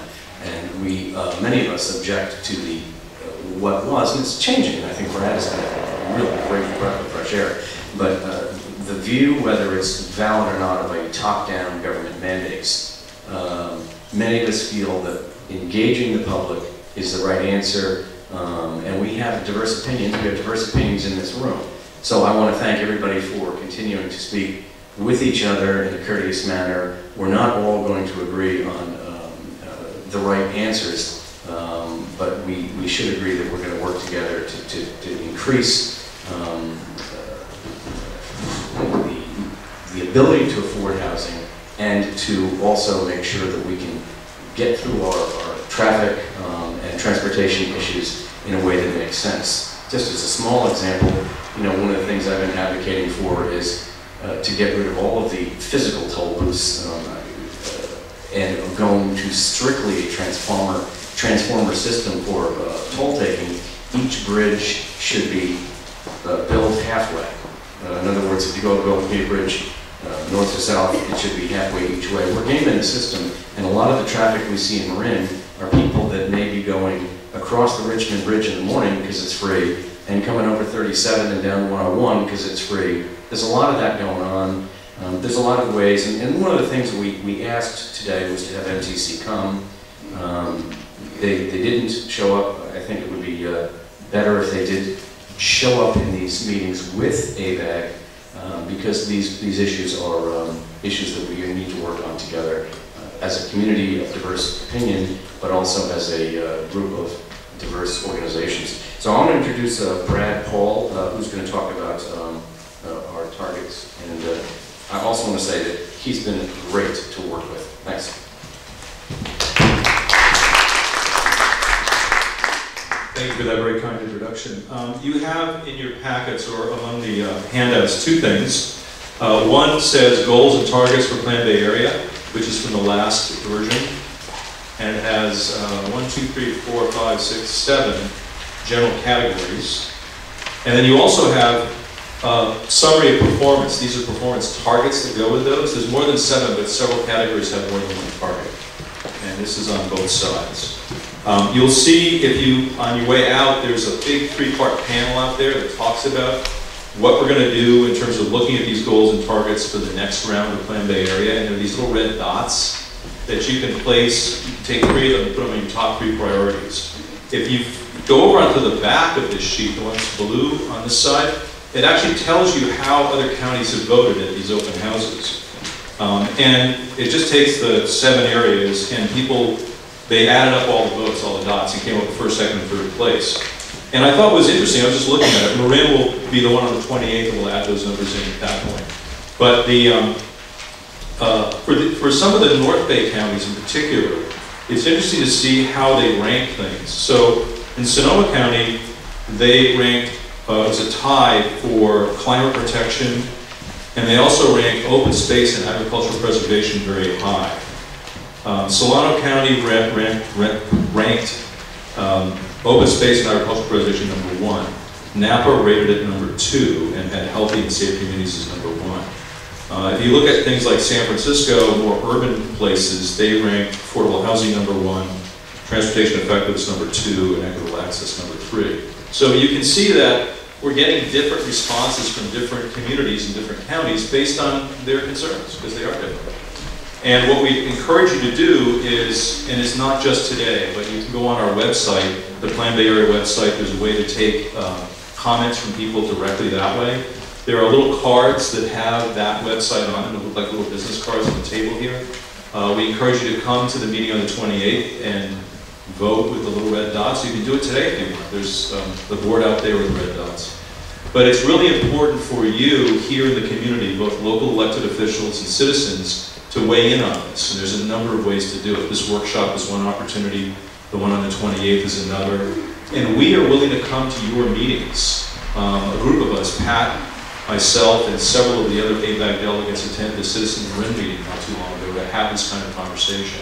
Several cities in Marin have asked us to come to a city council meeting. We're happy to do that. It would be hard for us to go to 101 cities and counties to their meetings, but we would be happy when invited to come and have this kind of conversation and get this kind of input.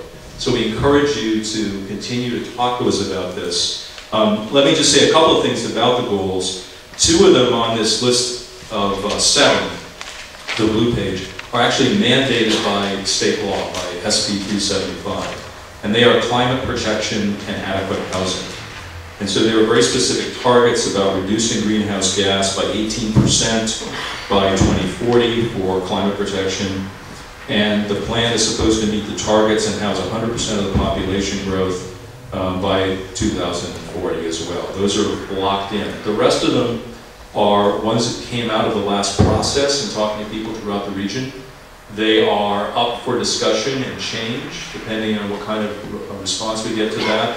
And again, if there's a goal that's on here or not on here that you think should be on here, there's a place to comment on that as well. So I'm not going to go through all of these one by one, but I'll be happy to answer questions you have. I think it's important to see this as the beginning of a very long process. There are a set of workshops, the last one, the last official one with MTC and ABAG is on the 28th, to look at, these are the open houses, to look at what's, basically have this conversation again, where here's where we are in the process, here's what's involved in the process, and here's how you can become involved and have input. That will be the last one. We will have another set of these workshops next year to talk about the 3 scenarios and get public input on those. And in 2017, there'll be another set of workshops, one in each county, to talk about the final plan, the draft EIR that is settled. But that's not the only place to have kind of input you want. There are many other avenues to do that. We thought about this and about some of the mistakes that were made last time. We're really trying hard to come back with a whole set of ways that you can get involved. I'll stop now and be happy to take any questions if you want. Who has the microphone? That's my job, I guess. Clayton.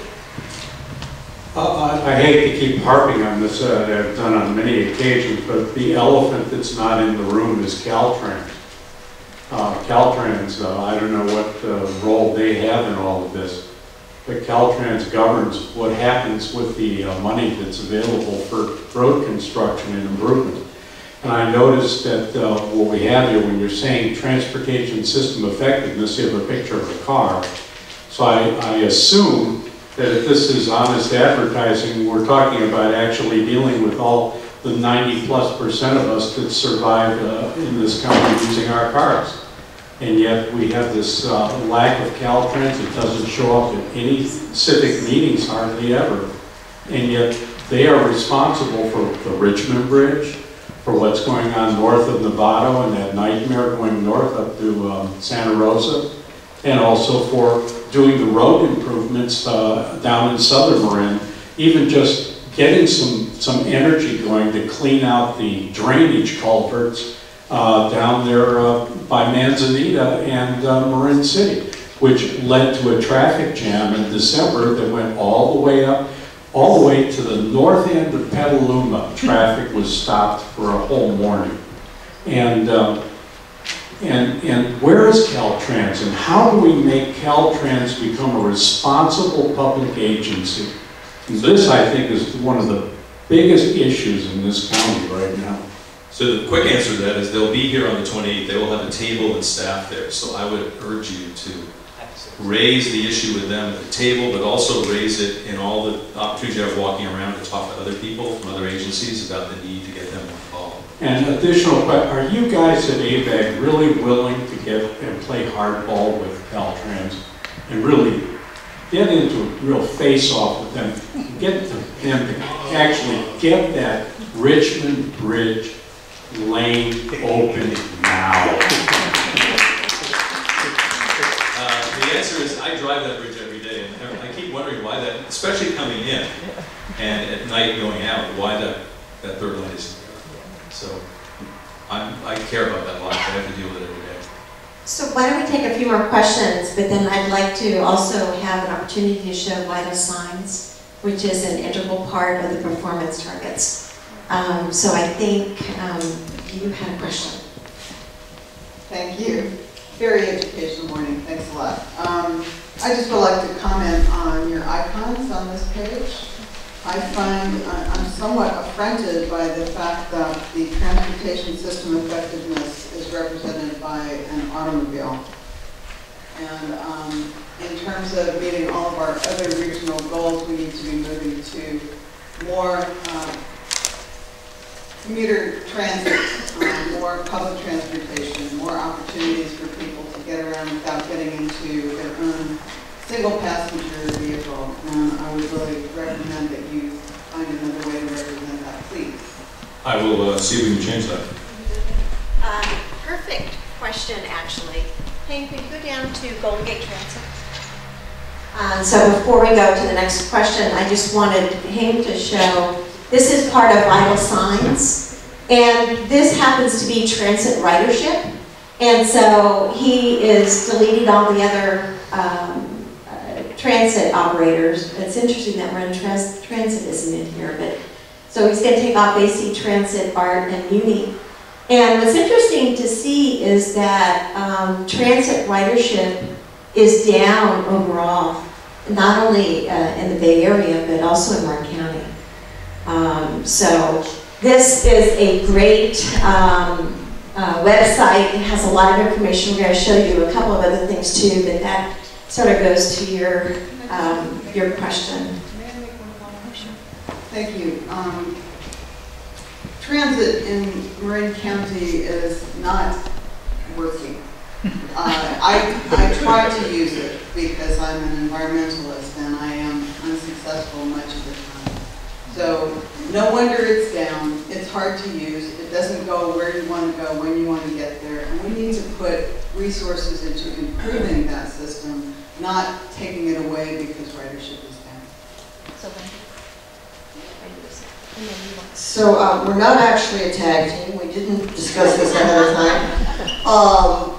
But that's basically my concern as well, is that, you know, I'm a big promoter of walking and biking, and I'm glad that we have had a lot of money coming in for that. But one of the biggest problems with transit is, and it's really too bad MTC is not here, or Caltrans, is that the way it's set up, you can get transportation money for capital improvements, but you cannot get money for operations. There is a certain set amount that is for operations, and this is why we can't improve our transit systems. One of the reasons, as Kiki was saying, we don't have frequent enough transit to make it tenable for anybody to use it doing anything but going into San Francisco. If you work in the financial district, you got a great transit system. Other than that, it's hell on wheels to try to get anywhere. And we even voted ourselves a sales tax to improve our transit system, and then Golden Gate Transit increased their what they charged us, and we weren't able to implement this wonderful plan that we had to improve our transit system. So we need operating money. Somewhere in this whole formula, there needs to be an opening for getting transportation money for operations for transit. The good news is there's some really good advocates for that.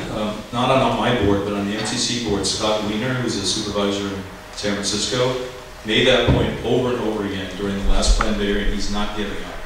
Is you have to adequately fund operations before you add capacity or add routes, all of that. So I think there are some people both on the MTC board and our board that get that and are fighting for it. I just have a quick comment. I went on the website where you have the goals and targets and you're soliciting input, and I thought it was very cool, and I really appreciate having that website. But given the kind of the discussion that had happened last time, it was a bit intimidating.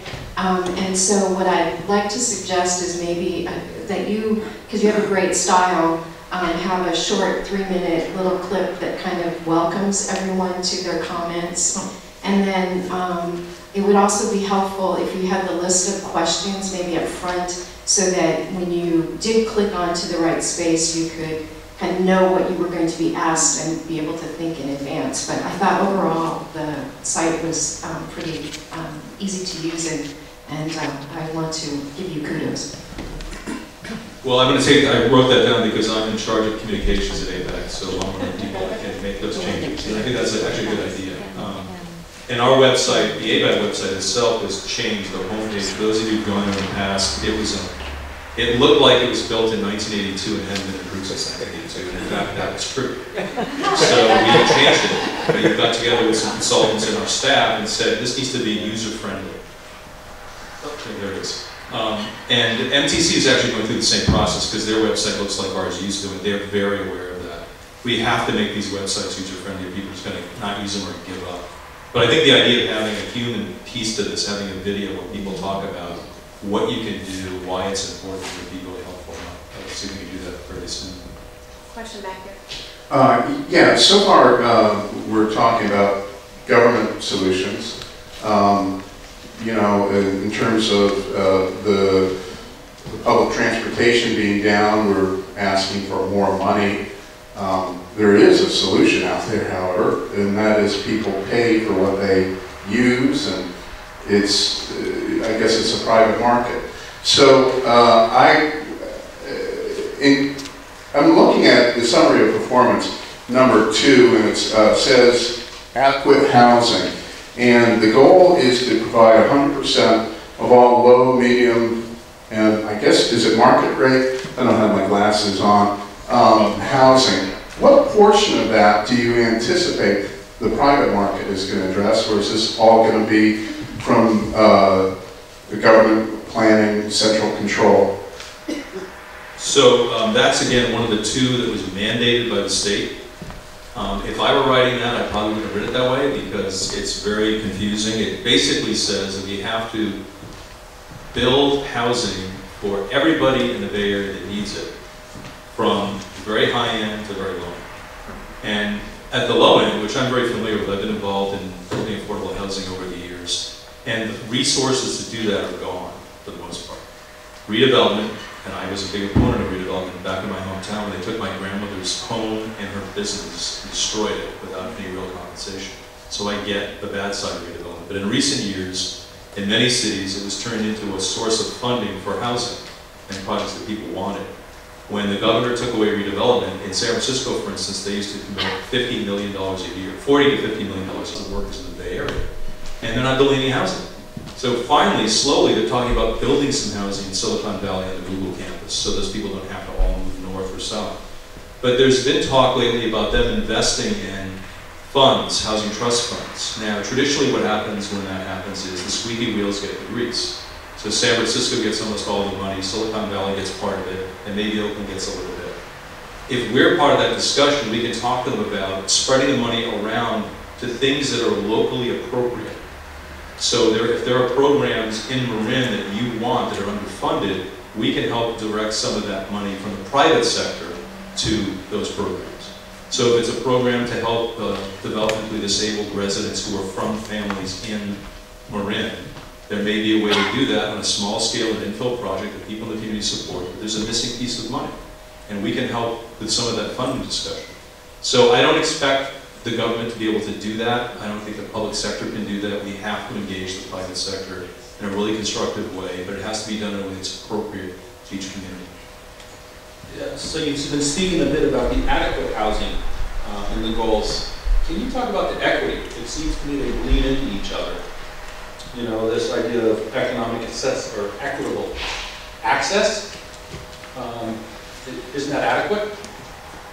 Can you elaborate? I think that what's meant here, and we talk to people in the business community all the time, and it's becoming the real control on this rapid growth in places like Silicon Valley, San Francisco, and the San Jose area is a lack of affordable housing. And that's not just low-income housing, it's housing affordable to their own workforce.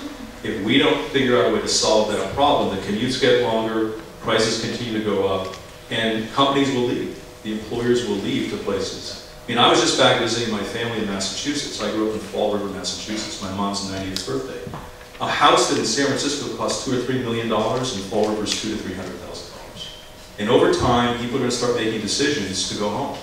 People like me that are, and not just people that are working, but people that have companies, and are going to stop wanting to beat their head against the wall and just move out. So one of the top priorities for the companies that are the engines of the region are, they've got to figure out a way to solve this problem. And most of it will happen in Silicon Valley, San Francisco, Oakland, and the 15 largest cities. But I don't want Marin and Sonoma and Napa to be forgotten in that discussion. Those of you who know Supervisor Mark Luce in Napa has a program called Work Proximity Housing, where the county makes down payments available to working families that can't afford to buy the entry-level homes in the community. That's a very appropriate program for Napa. It may be for Marin as well, but there needs to be some money to prime those kinds of programs. And so I think part of the equity is how do we help the communities that want to have more opportunities at every level of the economic ladder to be able to live in those communities and thrive in those communities. And it's up to the local governments and the people in those communities to decide what those programs are. Once they do, it's up to us to help find the resources to do that. Any question? In the table on the relative priorities assigned to the various components of the Bay Area Plan, of the 7, I noticed Marin isn't even mentioned here. Anyway, 7 of the 8 counties that have been polled, climate protection is only mentioned in one of them. But at the same time, on your summary of performance, in the next 25 years, it's stated that the plan projects CO2 emissions per capita declining by 18%.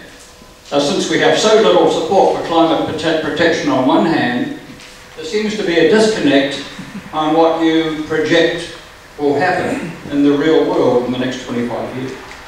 So the quick answer to that again is that's the other one of the 2 goals that was not up to the local community of the Bay Area to adopt. That was part of the legislation that created SB 375 that created Plan Bay Area. So that's one of the 2 that's locked in that housing law. I think you're correct. It's interesting that of the people that came here, they didn't rank that number 1 or 2 or 3 except for Sonoma County. So this is an interesting snapshot of the people that went, and there's a list above that of each of the previous open houses. And we will plug the numbers in on the 28th after we have the meeting in Marin, so there'll be Marin numbers there soon.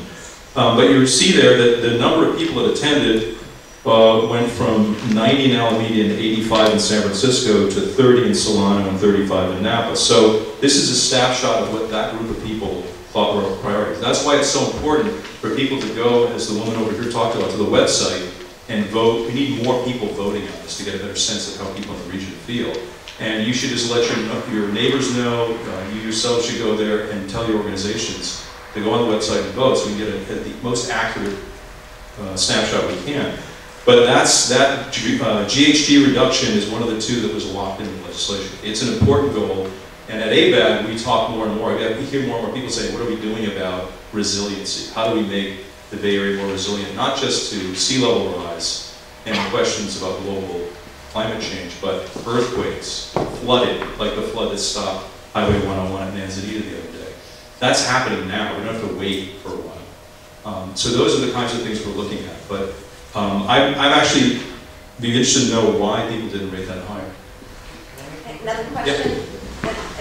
Can I just make one quick point? The CO2 emission reduction goals should be met because of the increased use of electric cars and better gas mileage. We're going to see those goals met.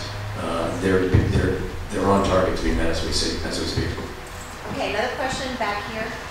Yes, I'm looking at the key milestones chart, and it talks about scenario, and I'm having trouble understanding what that really means. What is a scenario if there's going to be 3 chosen, and then of the 3, 1 will be chosen, and I have trouble just picturing what that really means. So I wonder if you could elaborate a bit on that. I think I'm going to let Cynthia answer that. I mean, I'll just say briefly that last time around there were 3 different ways the Bay Area could develop in the future. Sort of 3 different development patterns were included, and they were analyzed for what kind of impacts they'd have. But I'm going to let Cynthia talk about that in a little more detail. Actually, Brad, you gave my exact answer. And that's basically what they are. The scenarios all have to do with the distribution geographically throughout the region rather than different levels of growth region. We have another question here for Brad. Yeah, I talked a little bit with you about this during the break, but between Cynthia's projections of why population is going to change in Marin County, meaning that we've got an older population, those people will pass away, we'll have new families come in, we'll have growth in that regard. Besides that, there is the obligation to meet future housing needs, and it seems like there's this pointing going on between ABAG, where on the one hand, ABAG says, here's the population growth we expect, and then on the other hand, ABAG is saying, and here's what each of these communities needs to build, and that increases the population. And so it's not purely that you're seeing that the population in Marin County is going to change due to the fact that our demographics are changing. It's also due to the mandated housing that we're having to meet. And it seems as though, I think for many of us, it feels like the expectation and the mandate is the population has to grow in Marin. There's no end that we see in sight, even though, what has been is somewhat flat growth. And so I guess I'd like you to speak to that and explain why there seems to be this cyclical thing going on with ABAG's projections and the mandate. So I think that's an interesting question because that might change given what Cynthia said today, and I'm going to let her speak to this in a second. But the big number for the Bay Area comes from HCD. They say the Bay Area needs to create this many units. Then our staff looks at a number of ways to distribute that, comes up with a tentative number, sends it out to all those communities and says, there's something we missed here, is there some data we don't have, or did we not understand some of your local controls? Those communities come back and say, we'd like to have the number adjusted. In many cases they are adjusted, in some cases they're not, and that becomes the RENA number for 8 years. That got locked in at the same time as Plan Bay Area in 2013, so it doesn't come in for 8 years after that. In Marin, what I heard Cynthia saying is that just through natural changes in the population, there's both population and the number of households you need to house that population. And so if we see a trend of more and more people either moving out, single people living in single family homes moving out and being replaced by families, and that trend continues over a period of time, that impacts how much new housing you need to house families. Now granted, that's going to be at a certain income level because other people can't afford those single family homes right now. But I think that's what we're here to talk about is are there adjustments we're going to make as we see different patterns in Marin, in San Francisco, in Oakland. And what my understanding in the last round for Plan Bay Area, because there is so much new housing projected in San Francisco, Oakland, San Jose, and the 15 largest cities, the RENA numbers in the last cycle, which just ended in 2013, were about half of what they were the cycle before that in Marin for each city and community. So we'll have to wait because we've got a few more years to go, but that trend may continue. We don't know, I think at this point. what the projections are going to look like next time, because it's a regional number we get, and it's really about how you distribute that number. And Cynthia, you want to add anything to that, or?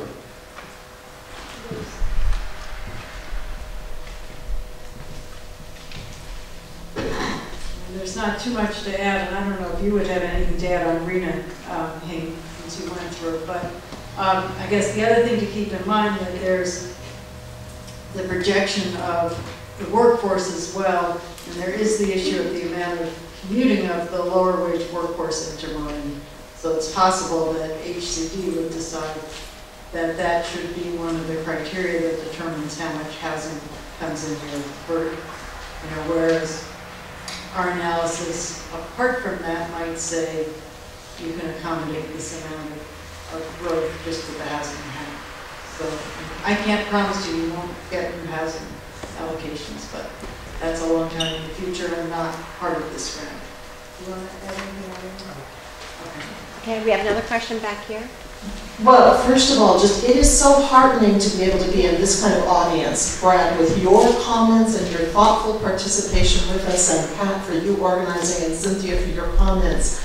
I've got a comment and a question, I guess. On the second target about affordable housing, back in the 2013 plan, that was one of the items that showed that the strategy for meeting affordable housing targets through Plan Bay Area missed its mark.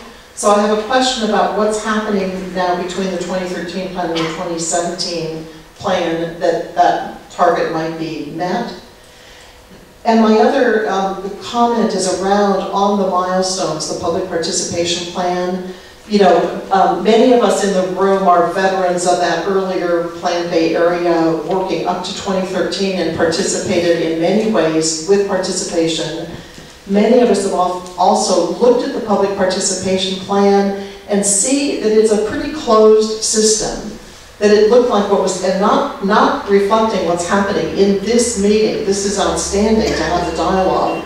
But the public participation plan looks like it's measuring effectiveness by saying how many meetings were held, and how many press releases were sent, and how many people visited the website. So there's a certain lacking substance in terms of feeling like there'd be real exchange and consideration of what thoughtful people, like people in this room, are bringing forward about questions and concerns. So just wondering if you can comment then too about the public participation plan and how we keep getting substance in public participation. I'm going to add to the list of things you gave, which is what I heard is that often people would take the time to come to a meeting or write a letter, sometimes 2, 3, 4, 5-page letter. And it went in, and all they saw in the EIR comments responses was, we got your letter and we disagree with it. Or we got your letter and we noted it. And that was one of the major criticisms last time around. So this time around, if you submit a question, and this happened in all the open houses so far, it will happen again on the 28th, we commit to people, if we try to answer it at the meeting, and there are all these tables for different topics, and I'll be there, other people will be there, we'll have MTC there to answer the transportation questions. But if we can't answer a question, which happens, you write it down and we guarantee to answer it in 5 working days on the Plan Bay Area website. And I've been watching those questions, because what happens is MTC, even if it's a transportation question, sends it to us to see if we had some insight into it. And when we answer a question, we send it to MTC. So there was some criticism last time around about there not being enough coordination between the 2 agencies. And it was partly because we've never done something like this before. MTC does something called a regional transportation plan every 4 years. This got to be a part of that process. If they had this many people show up in every single hearing they had on the RTP, that would be unusual. They didn't anticipate, and I think people at ABAG under-anticipated the kind of reaction you would get when you had land use and housing in that discussion. Because, as I explain to people all the time, I don't have much faith in being able to affect federal legislation or change. I don't even have a lot of faith in what I can do as an individual at the state level. But when somebody starts talking about my neighborhood and my city and changing the way that looks and feels, I get involved. And I get pretty mad if I haven't been told about it in advance. So what we want to do this time around is do it differently. And when people ask a good question, they deserve a good answer. And on top of that, we're going to take all the comments and questions we hear in all of these open houses, summarize them, and present them in, I think it's the June 12th joint meeting of the ABAG Admin Committee and the MTC Planning Committee. And staff is going to present that so people hear early on what people's concerns are. So I don't think, in the end, everybody may not agree that this process this time around is perfect, but I sure hope that people say it was a lot better than last time. And one of the things that I'm committing to is to making sure that all the comments and the questions from this forum actually gets into that website and into MTC and ABAG as part of the formal comment period. But you had one of the questions I just want to answer quickly about the housing goals, that they weren't met. I mean, these are honest evaluations, and the fact is that we didn't build enough housing since the plan was passed. That's not going to change, especially at the lower levels of housing costs, not just low income, but middle income working families, unless we figure out a way to get more resources to help with that. The work proximity housing program that is going on in ABAG is one small way to address that, but we need to come up with more. And we need to work with the private sector to help them figure out a way to do this as well. Okay, we have 4 more questions and time is fast moving here. Thank you. Going back to the climate protection scores in your previous meetings and the fact that only Sonoma voted that that was the #1 importance, or of any importance, I'd like to just frame that from the standpoint that Plan Bay Area came out of SB 375 and the Sustainable Communities Strategy, and SB 375 came out of AB 32, which is California's landmark climate change action law. Some people say misguided. And so, as an environmentalist and a sustainability advocate in this county for a long time, we have asked our elected officials to view every decision and every policy through the lens of climate change. And I wonder if, considering the genesis and the parentage of this effort, that we might elevate the concept of climate protection to be an overarching umbrella concept from which stem all of these actions and implementations which should address that. I think, first of all, let me just say that our director, my boss, has a report. One of his main interests in life is climate change, sea level rise, and resilience. And it's not about 20, 30 years from now. It's if there's a flood, if there's a king tide, and I saw this once in Mill Valley with my son, where there was a king tide and 3 days of rain. And there's a bridge, it's near that restaurant over off that the bridge, the water was this far from the top of the bridge. If the water had gotten to the top of the bridge, it would have flooded out the whole neighborhood. And my son and I came back an hour and a half later. The good news is it was here, it was there, it stopped Preston. But when I asked people why, they said because the king tide was coming in, so all this water was trying to get out from the rain. That could happen at any time. We need to start thinking about that. But that's a good sort of beginning to thinking about what happens when sea level just starts coming up. Whether it's in 20 years or 30 years, it will happen at some point. And so I think we take that very seriously. One of the questions that came up, you may remember last time around, was people got up in these meetings and said, why is there nothing in Plan Bay Area about sea level rise? Why is there nothing in Plan Bay Area about the lack of a long-term water supply to deal with this growth? And the answer was, we'll put it in the next plan. We may not have the answer, but we'll begin to deal with it. So it might be, in some of these cases, and I'll use the example of the water system, we're not going to have an answer for the 2017 plan. We're going to go a long way toward that with the conference we're having in the fall, beginning to understand what's at stake and what needs to happen. And it may be that it'll be the next one after that, 4 years later, there's a concrete regional plan to actually deal with the water needs of the region. But we can only do so much in each one of these updates, and we are focusing on the issues of climate, the issues of resilience in terms of how do you protect all the communities in the Bay Area from flooding, earthquakes. If you have a major earthquake and it knocks out, we just did a study the other day that there are, I think, 4 major oil refineries in the Bay Area. There's a single pumping station, and it's on a just recently recognized fault. So if that earthquake hits there, then the oil supplies in the whole region are out for a long time. Now, knowing that, we might want to start doing something now to see if there's a way to protect that. If the airports survive an earthquake, but the pipelines extend fuel to them are out, so you can't get fuel to the planes, and the roads are underwater, you need to know that now. That's the value of it. So those are the kinds of things we're looking at to deal with some of those issues. And we're doing it with BCDC, MTC. There's a couple of bridges that I don't know how long you've lived in San Anselmo, but there's a couple of bridges in San Anselmo and Ross where it didn't go down. It went up, and it happened directly. That's not my question. Just to elaborate on what Elizabeth said, there's a certain amount that if you build it, they will come. We don't particularly like the wind project, and if it's not economically sustainable, they'll go bankrupt and lower the rent, and people will come. So there is a chicken and egg aspect to what all the housing requirements have that has an effect. And I don't know how you, as an economist, take that into account. But if you say we have to build,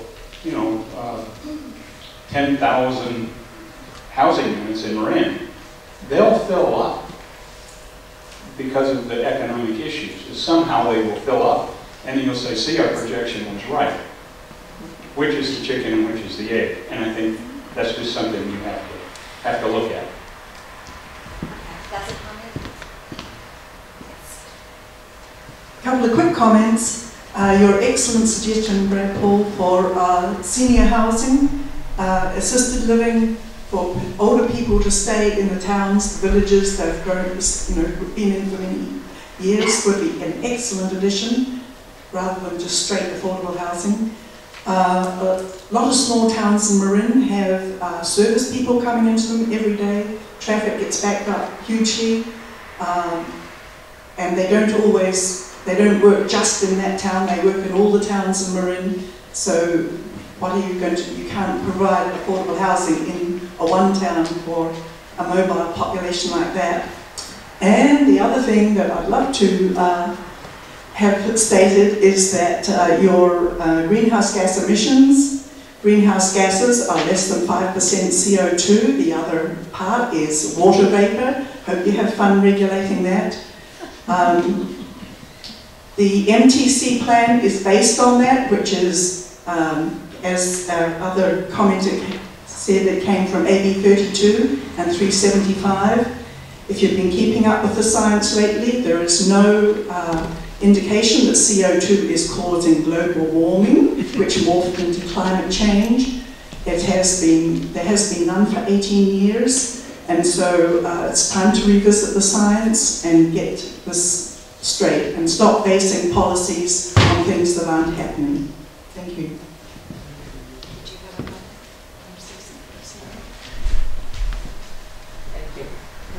I'm Judy Bensaka, and I chair the Transportation Land Use Housing Committee of the League of Women Voters in Marin County.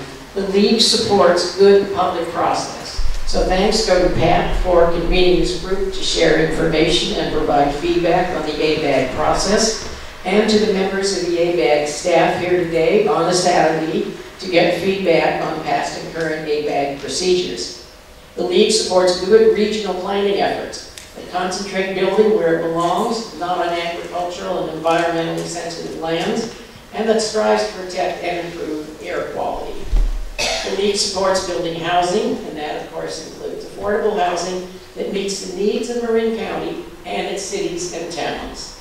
And that's where local responsibility, as Pat and others have mentioned, comes in. The League strongly encourages the practice of local responsibility in Marin. Thank you. Thank you. We have two more comments and questions, and then I'll have to wrap things up.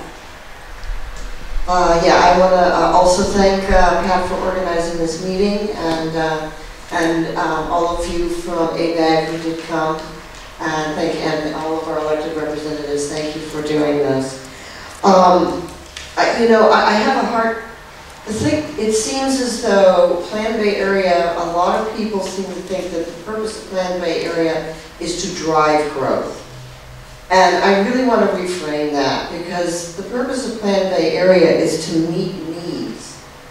And what our good people at ABAG are trying to do is assess what those needs are so that we can plan for them and address them in a way that actually solves problems without creating new problems. And that's a difficult thing to do. We want to preserve our communities, and our communities are not just our physical communities, it is the people that makes up those communities, and we're losing a lot of the people that make up our community. The jobs, as we can see, that are being created in Marin are mostly service sector or retail, low-paying jobs. And if we don't have housing that those people can afford, then they will be coming from somewhere else and driving traffic, not just on the Richmond Bridge, but on our surface roads.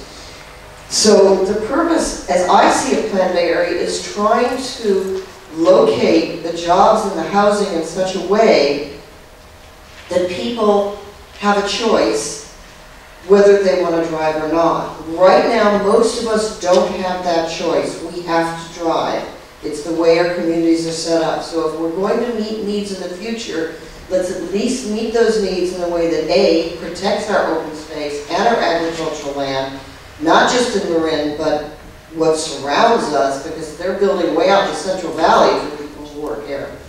We want to preserve that open space, and we want to see that take place in such a way that it's near transit, it's near the jobs, it's near shops and services, so we can reduce the number of trips that our people are making by car. There are consequences to not planning and not doing anything, and it is much better to plan for the future than to just let the private sector just decide everything for us. Thank you. Thank you very much. And the last question, comment, is from Andrew, and then I'm going to wrap things up. Target number 4 on your sheet Louder? here. Target number 4 on your sheet here says to reduce by 50% the number of injuries and fatalities from all collisions, including bike and pedestrian. If that is a goal to be accomplished over 8 years, I cannot see that it is remotely possible or even a reasonable expectation. Is this some sort of statement about making safety a priority and not having a goal that's reachable? Or have I misunderstood the whole thing? No, this is often, I get questions about this goal. This was put in because there are a lot of people who are concerned, as you would read in the papers, about the number of pedestrian and bicycle fatalities. So I think you're right, it was a way to try to focus the region's attention on the need to fix this problem. And I think we're making some progress in some cities. I'm not sure we're tracking this everywhere. But this is the kind of thing that, going forward for the next plan, the MTC Commission and our board will look at it and say, do we need to leave this in, take it out, or change it? So this is the kind of discussion that we're going to be going through. So if you have any strong feelings about this or any other one of these, let us know. To help us make that decision. I just want to thank you all for coming today. Please let us thank Doug and Brad for the great discussion about goals, performance targets, and then you just saw a little bit about vital signs. Highly encourage you go to that website. It's vitalsigns.mtc.ca.gov.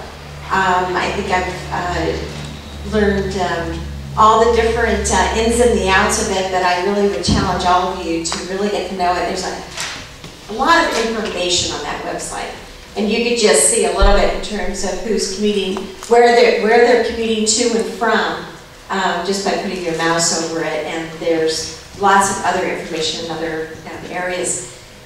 First, I wanted to thank all of you for coming. This is the first public workshop on Plan Bay Area and the 9-county Bay Area. And there are open houses being conducted throughout the 9-county Bay Area, one in each county. And Marin County is having theirs on May 28th at the Civic Center from 5 to 7 in the cafeteria. Highly encourage you to go, voice your opinion, and then also get your neighbor and friends to go as well. Be sure before you leave to fill out the yellow evaluation forms. Those are tailored for this workshop. I really would love to hear what you have to say about this workshop.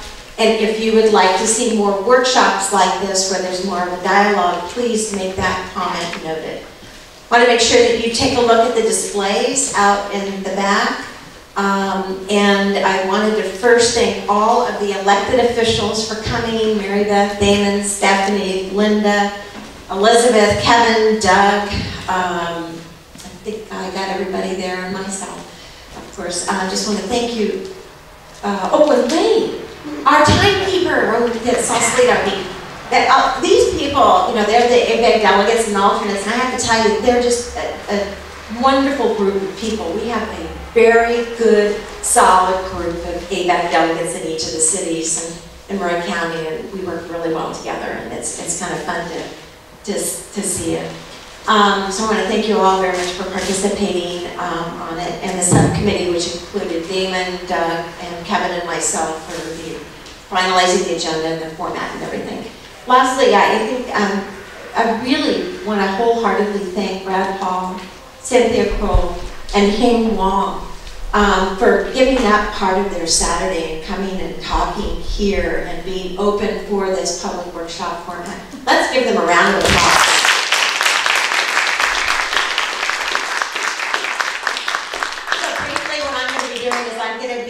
Thanks to Stephen Nessel back there, who's videotaping it. He's going to get me a copy of the video pronto so that then I can start writing out all the comments and the questions and answers. And if we don't have complete answers, we will get complete answers. If you signed in on the registration forms with a legible email, you will get the answers from me and the questions so that you know what transpired here. I'll also send out the link to this video, so if Stephen passes it on to me, so that you can share it with your friends, because I think that there's a lot of information shared here.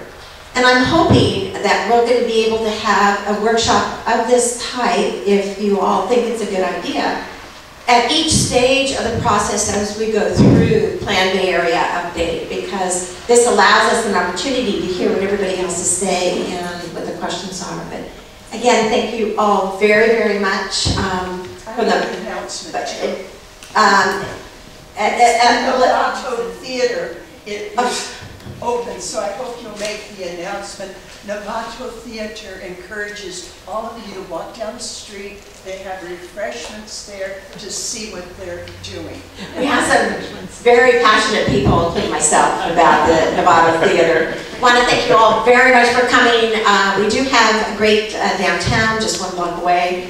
I hope you enjoyed our city council chambers, and thank you all very much for coming. Thank you.